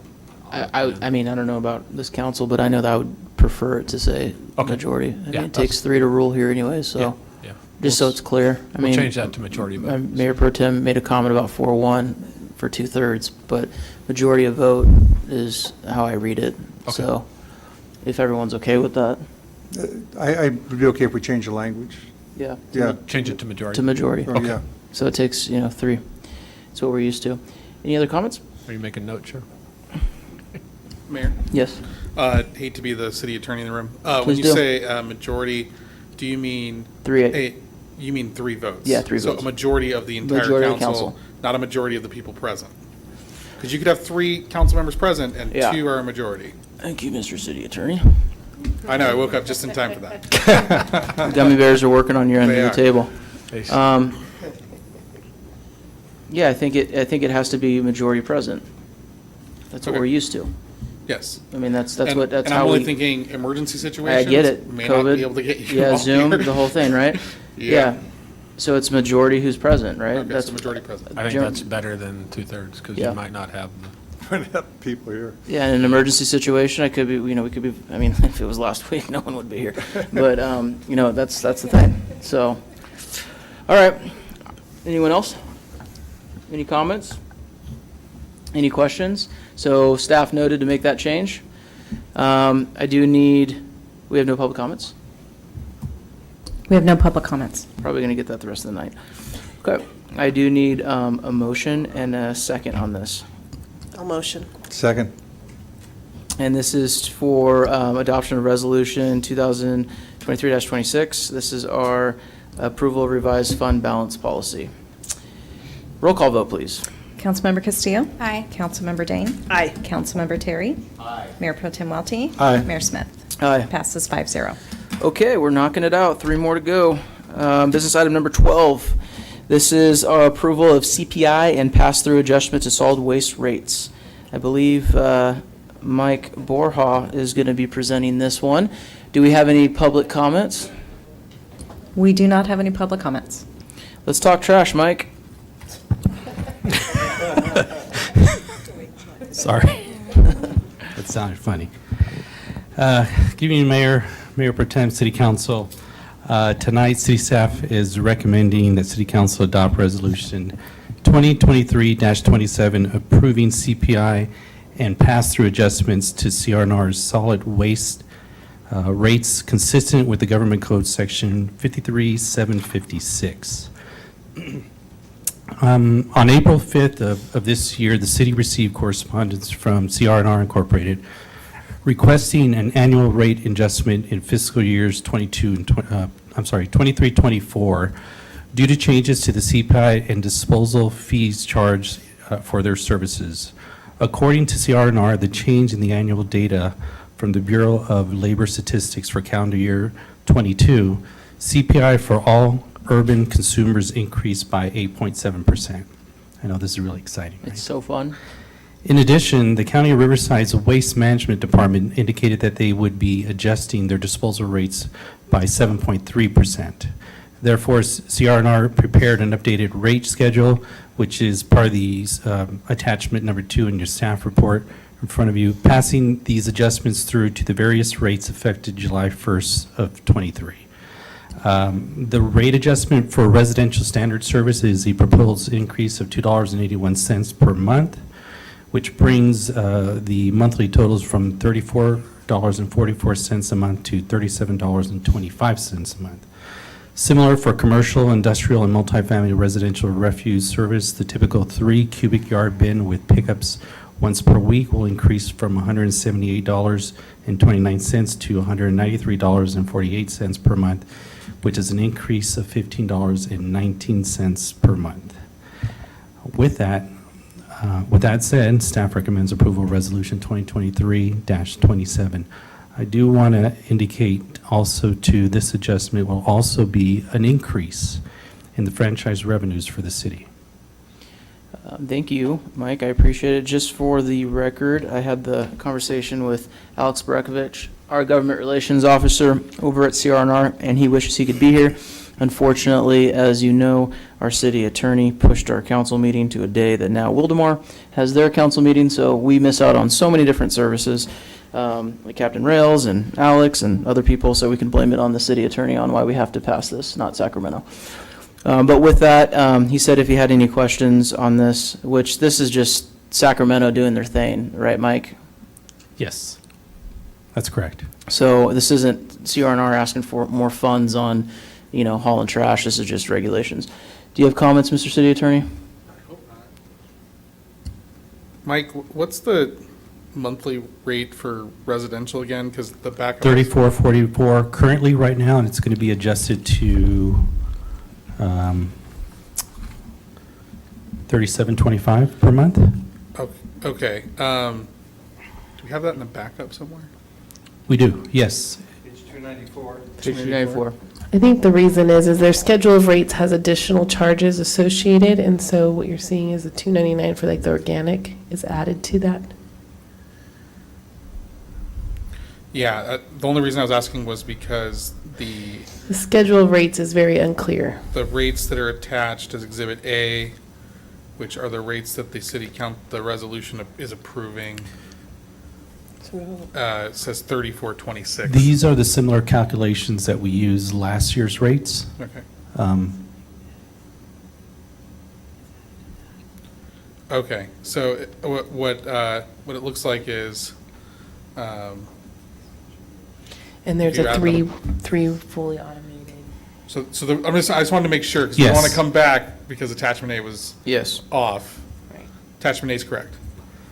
Hopefully my math was correct. I based it off last year's calculations. It added to exactly what I'm reporting. And what Mike stipulated in the staff report is that he specified what it was calculating, because it does vary for commercial especially.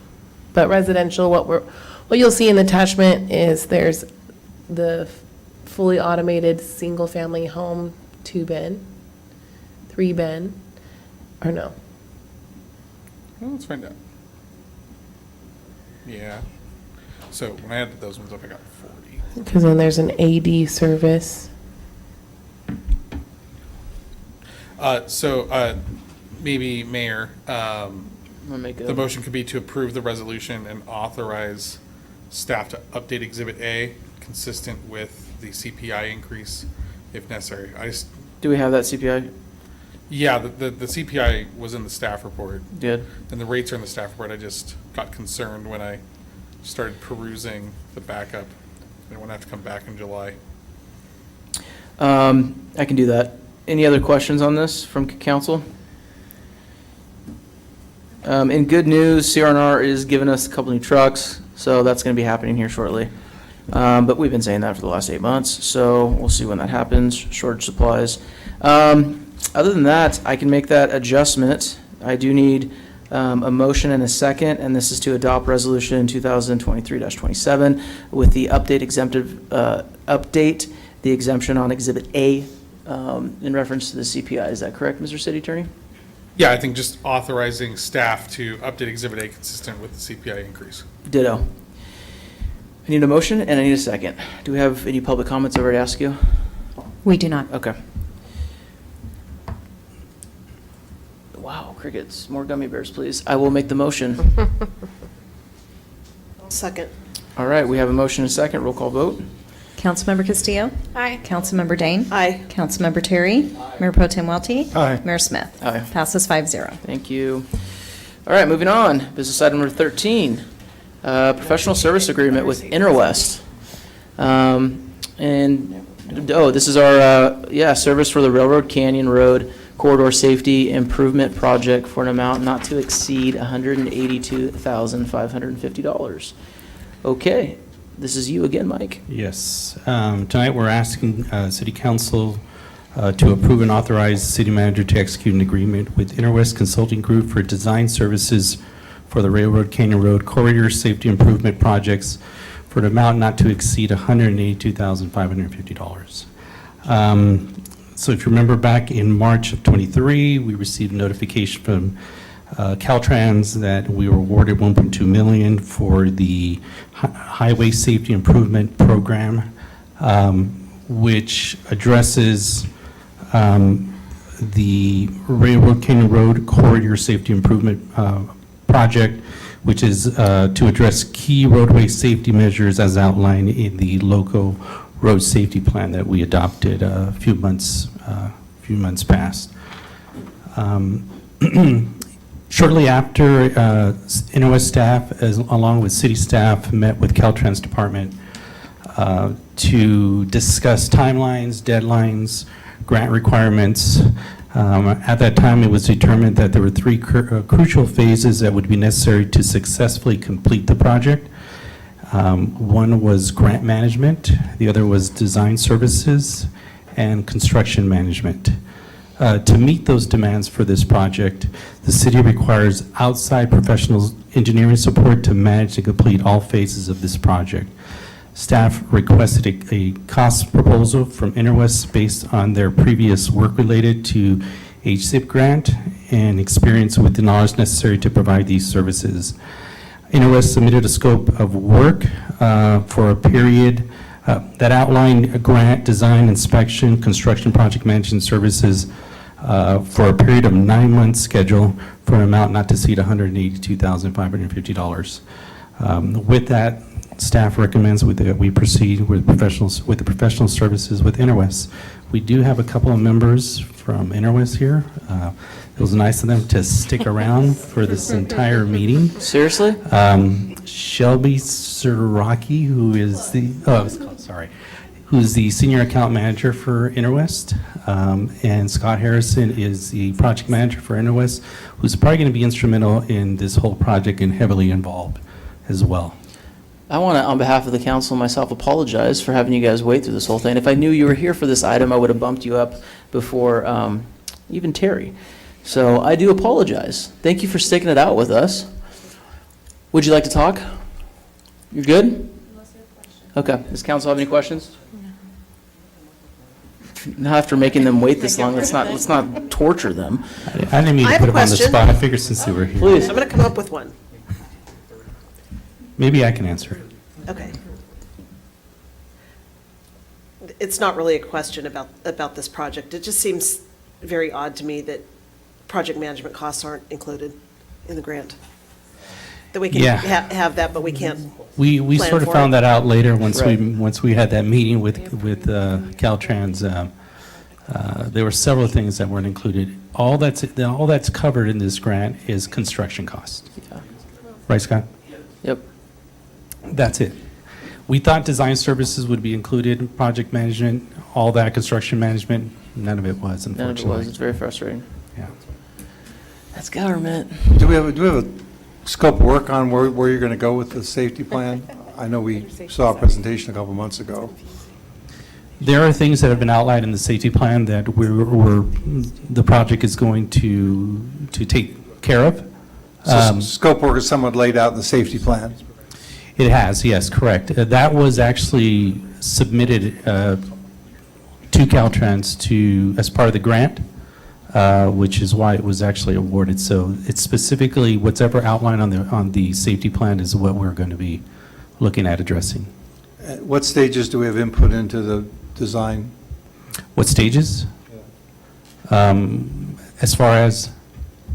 As far as the design of the project, Well, we're still kind of early in this whole process right now. NOS is going to step in and actually do all the design services for us, so they'll look at all the different requirements and things that we kind of need to do that's been kind of outlined in the plan. And part of that will include a preliminary design that we could share, for example, with the Public Safety Committee if we wanted to, since it's a safety-related project. Obviously, we could also share it with the entire city council before we go to bid and provide any feedback you might have.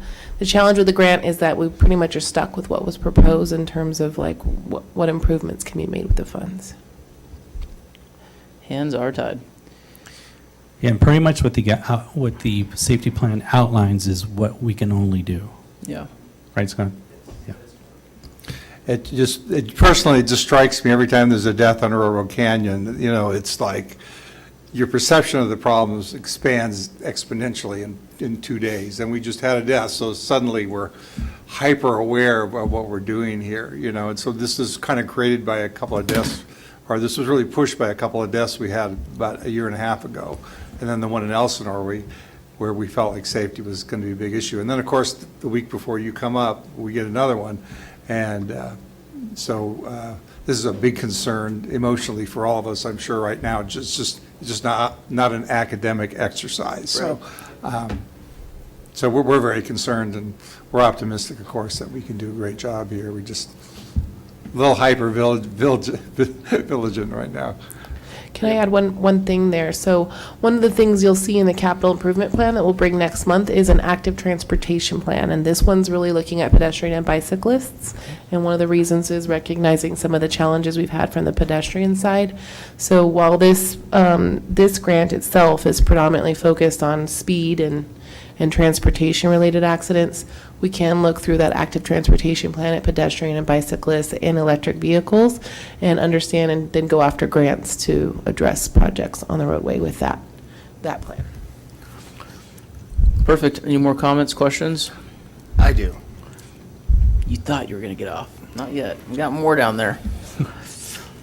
I always love to read not to exceed. What are the chances we come in at 181? I mean, how did we come up with this number of 182? And then to, you know, I'm more accustomed to a hard bid, a hard cost. I like the fact that we're not going to spend any more than that, but at the same time, how did we come up with not to exceed 182? That might be a question for InterWest.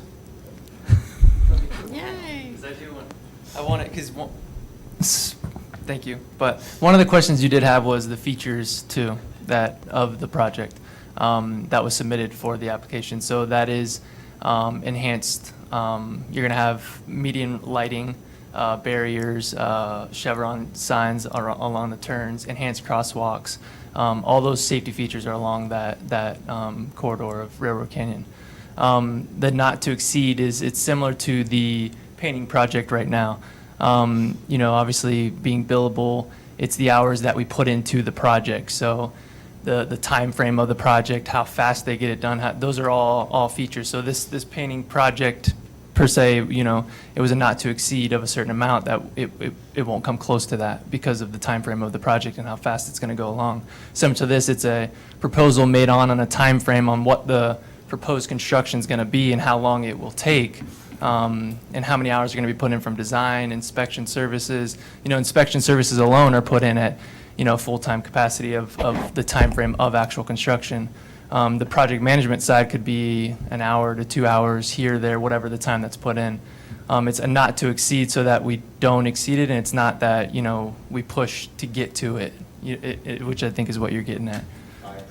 Yeah, so that's not the plan on the proposal. It's just to make sure that it's all out up in front of you. This is what it is. You know, it's not to exceed. We're not going to push it to the limit on what that is. Yep. Yep. Thank you. Any other questions? Okay, we've got no public comments, so I do need a motion and a second to approve the agreement with Interwest not to exceed $182,550. I need a second. Second. We got a motion, first from Councilmember Mark Terry, second from Councilwoman Jennifer Dane. I need a roll call vote. Councilmember Castillo? Aye. Councilmember Dane? Aye. Councilmember Terry? Aye. Mayor Pro Tem Welty? Aye. Mayor Smith? On that note, you're done. Thank you. Aye. Passes 5-0. Have a good night.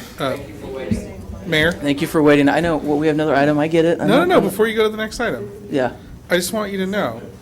They don't want to City- stay. They're going to The leave. city manager and I went over Exhibit A. It's good. Okay. Your city attorney was freaking out about nothing. Okay. Just want to jump on that grenade. We're normal people here. Thanks for visiting with us. See ya. Appreciate you guys for hanging out with us tonight. Thank you, Mr. City Attorney. Okay, we're moving on to our last item. This is business item number 14. The adoption of resolution authorizing a special event permit fee waiver. I think we are excited about this one. Corey? Yes, good evening. Before I ask you to give your report, do we have any public comments? Mayor, we do not. Yes, we have no one here. There's no nerves in your belly, my friend. There's not a single person here. I haven't seen, oh, wait. Staff. Nah, there's no one there. All right, you're up. Okay. Good evening, Honorable Mayor, Mayor Pro Tem, and City Council. Okay, this is a fun one. Before the council tonight is a recommendation to authorize a special event permit fee waiver, excluding special event permit fee minor, for active and exempt nonprofit 501c3 charitable organizations.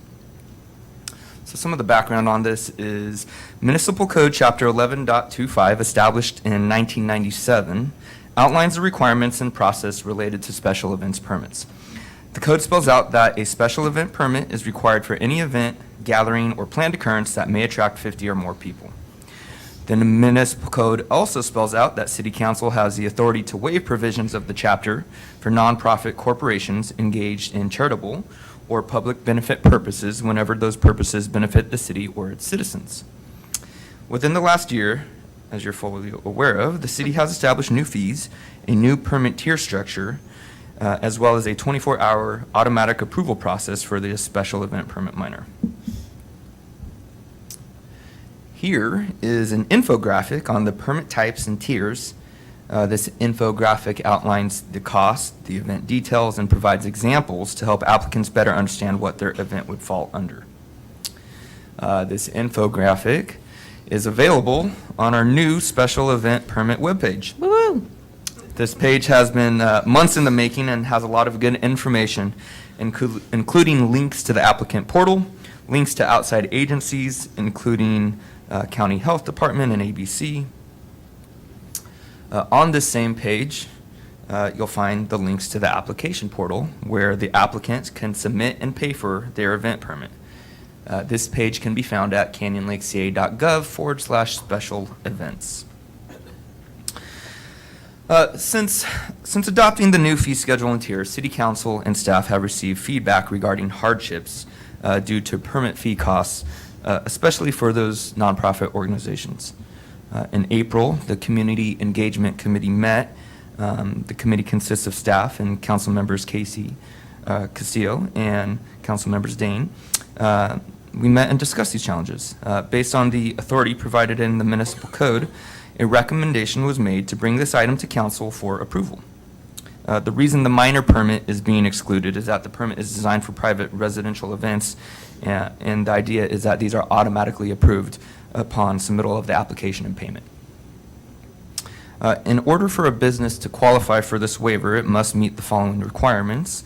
Number one, it must have an active and valid 501c3 designation from the IRS.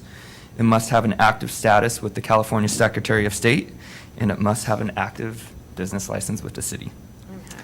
And then, just as we look forward, the Community Engagement Committee will continue to listen to the community's feedback and evaluate our municipal code to look at opportunities for future improvement. Here's the recommendation again. That concludes my presentation. Thank you, Corey. Any questions, concerns, comments? Yes, please do. Comments. So I'm super excited about this. I hope the rest of the council is as excited as Jennifer and I. Absolutely. Because what this means is if you do your paperwork, like you should be doing your paperwork anyways, then you get the benefits. Benefit number one is your business license fee is waived. So when you have a Fiesta Day or a golf cart show in the town center and your nonprofit wants to be a vendor, you don't have to pay the $23 fee. You don't have to pay the, $139 fee. It's free. It's free because you did your paperwork and you're recognized by the state, you're recognized by the IRS, you file your paperwork with the DOJ, you get the benefit of legitimacy. And legitimacy means that you have those fees waived. I had a conversation the other day with the Mermaids, and they have an event coming up, and they were talking to me about, here's what the city fee is going to be, and I said, wait, because it might get waived because I know that they're a valid nonprofit. So I'm super excited about this. Community members have come to us. We had that forum here, talking about, here's how you file your paperwork, here's the timeline. We want to be super friendly, business friendly to those nonprofits that work so hard in our community, those clubs that do all the volunteer work, but recognizing that, they file taxes. They are recognized by the Secretary of State. The small paperwork, which honestly does not take that long, and most of these groups have been doing anyways, should get rewarded. And so I encourage council members to approve this so that it could go into the Canyon Lake Land universe and everyone can benefit from it as soon as possible. I would definitely recommend any club that has not gone through this process to do so. I thought we saw a great example of the Junior Women's Club and the scholarships that they gave away.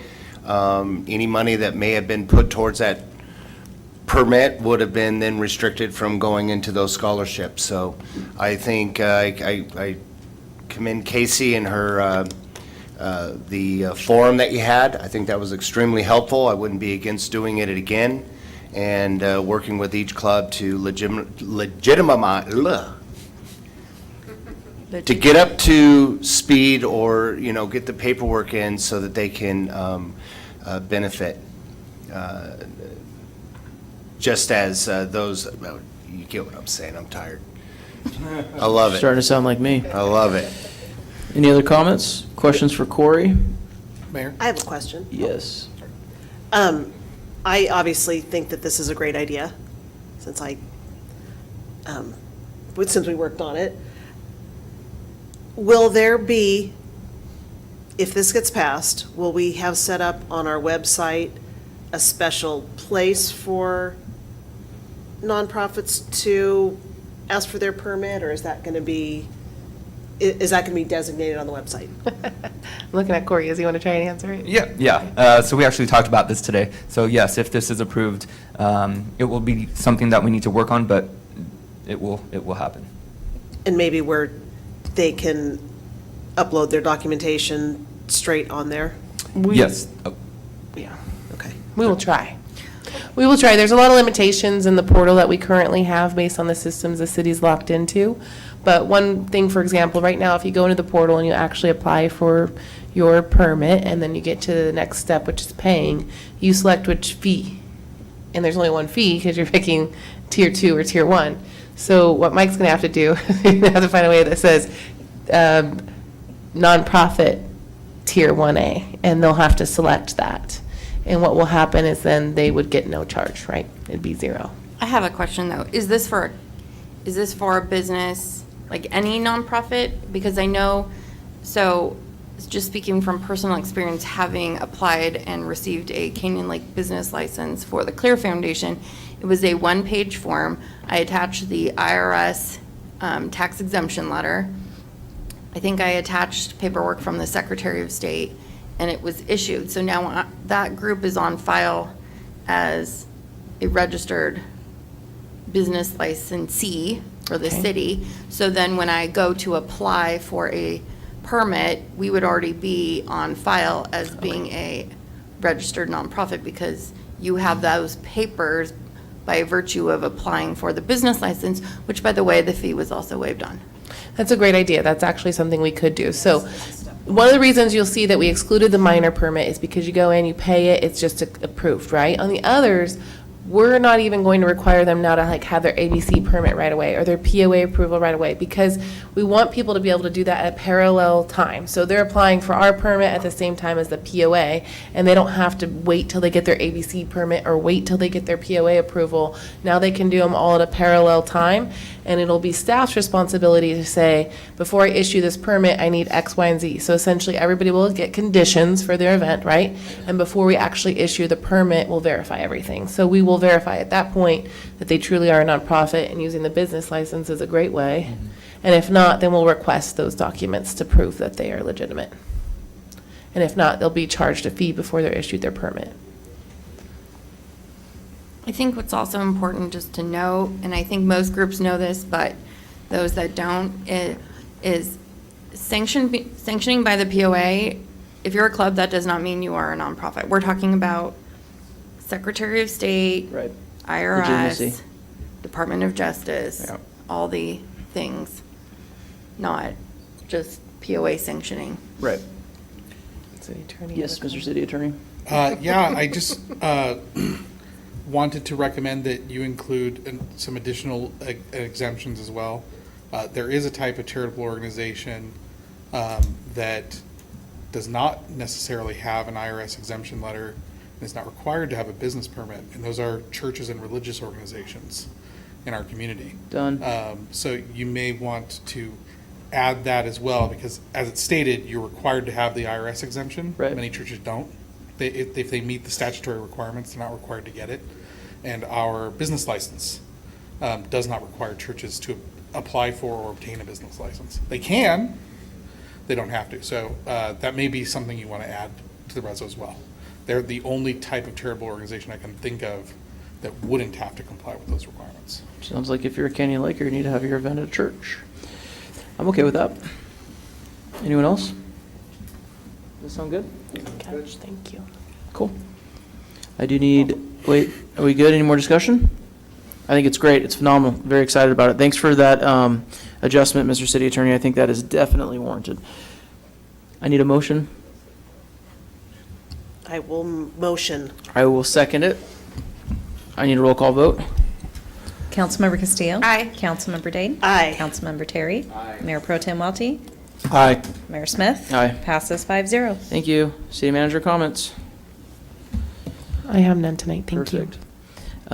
We're just going to go right down the line. I'm going to start with no Russian roulette tonight. So, Casey, kick us off. Memorial Day, thank you to all the flag volunteers. Thank you for coordinating that, Jennifer. The city looked beautiful. Thank you to the POA and all the clubs for a great Fiesta Day. I want to remind everyone that the Emergency Preparedness Committee meeting is the first Thursday of the month in Council Chamber at 6:30. We need donations and volunteers and donations and donations and members. It's a great group. It's very informative. Chief comes and makes a presentation. All these people care about the well-being of the community. I just saw recently that they were able to help someone who needed medical equipment. It's a really good group to belong to, and I think we need to work on advocating for them further.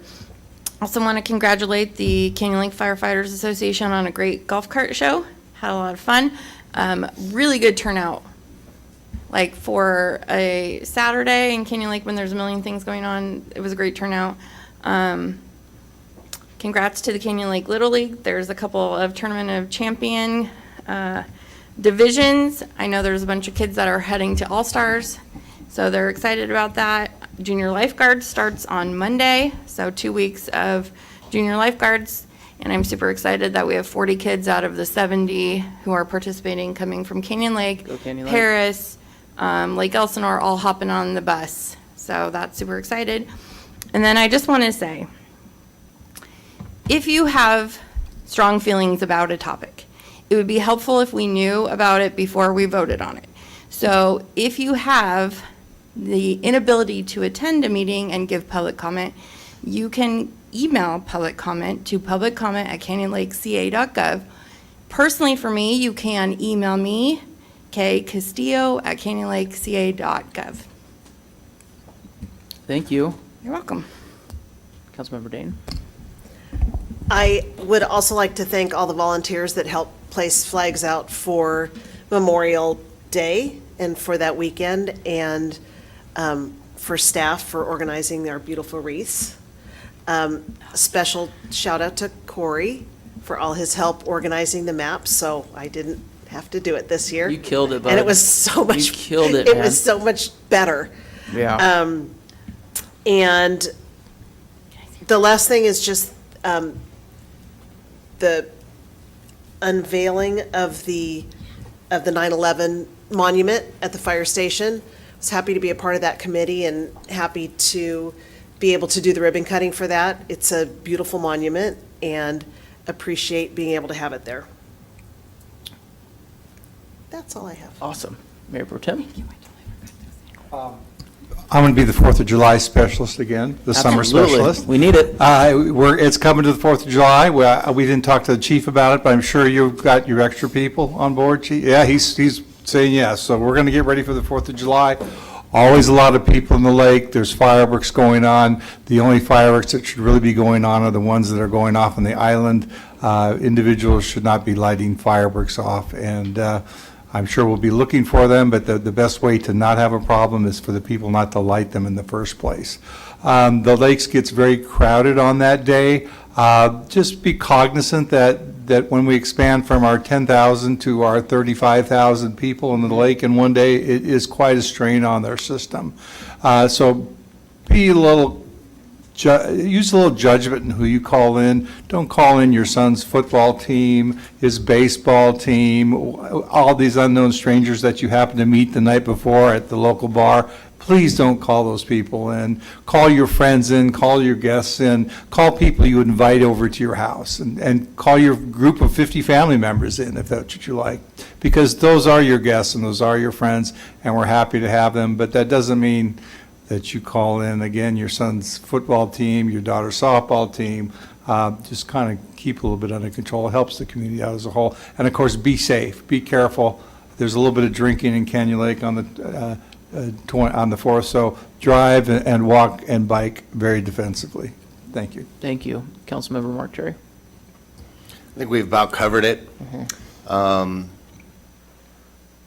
Hats off to the POA. Fiesta Day was a lot of fun. It's always fun. I think the float was a lot of fun. I think that's the new mode of transportation for the city council. Thank you to everybody who made that a great day. Congratulations to the committee who once again ensured that every home had a flag. It was fun to participate. Kudos to my wife and my neighbor. I think they got 60 flags out in just about 2 hours' time. But I just think that's one of the proudest moments that I've had in Canyon Lake in the 24 years that I live here, to see that you go driving and everybody has a flag, and that's quite the accomplishment. I think when you look at that on paper, you think it can't happen. So thank you, Corey, and thank you to the committee and all the volunteers who did make that happen. I am very excited. July 17th, our how to benefit your business through social media. I think we have a great panel of people that use social media very effectively. I encourage, whether you have a home business, whether you have a service, brick and mortar, all of those types of businesses will be represented that day. I encourage you to come, to listen, to learn, and most definitely ask questions. Very, very excited about that event, and very appreciative of John Grande and all the work that the chamber has done. Good job. All right, it's my turn. I'm going to make it quick because everyone's been covered. I'm not going to go into all my regional boards. If anyone has any questions in regards to SCAG, RCTC, RTA, please reach out. I have answers. I want to do it a little bit differently. Tonight was interesting because, we as council can't interact with the public, and sometimes it can be very frustrating. And, like Casey had mentioned earlier, please reach out to your council members when you have issues and concerns, because this is probably the most dynamic council that I have at least seen in regards to answering what the public wants to hear from us. So I want to propose an idea. I see that other cities have done this before, but I would like a placeholder on the agenda for future agenda items. I don't necessarily, want to take away the ability from any council member bringing an item forward. I love that about this council. It doesn't matter if you're the mayor pro tem, a council member, you can bring an item forward. That's no big deal. But I would like a placeholder on the agenda that allows us to openly talk about future agenda items, just in case there might be some conversation that take place from public comments that we want to address in future meetings. If there's any objections on that, I'd love to hear it. But I think it'll help a little bit with some of the frustrations that we have of not being able to talk to the public. Well, we can certainly place the placement of future agenda items on a future agenda for you to discuss it at that time, Mayor. You're futured out, so let's rock and roll on that. With that, I got it all too. That's what's sad, is I got every word that you just said out of all night.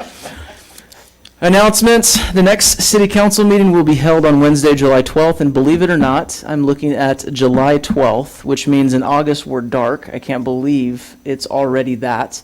But please give me a second, because I do want to adjourn our meeting in the memory and the loss of the gentleman that just passed away on June 10th on Railroad Canyon. We all know about it.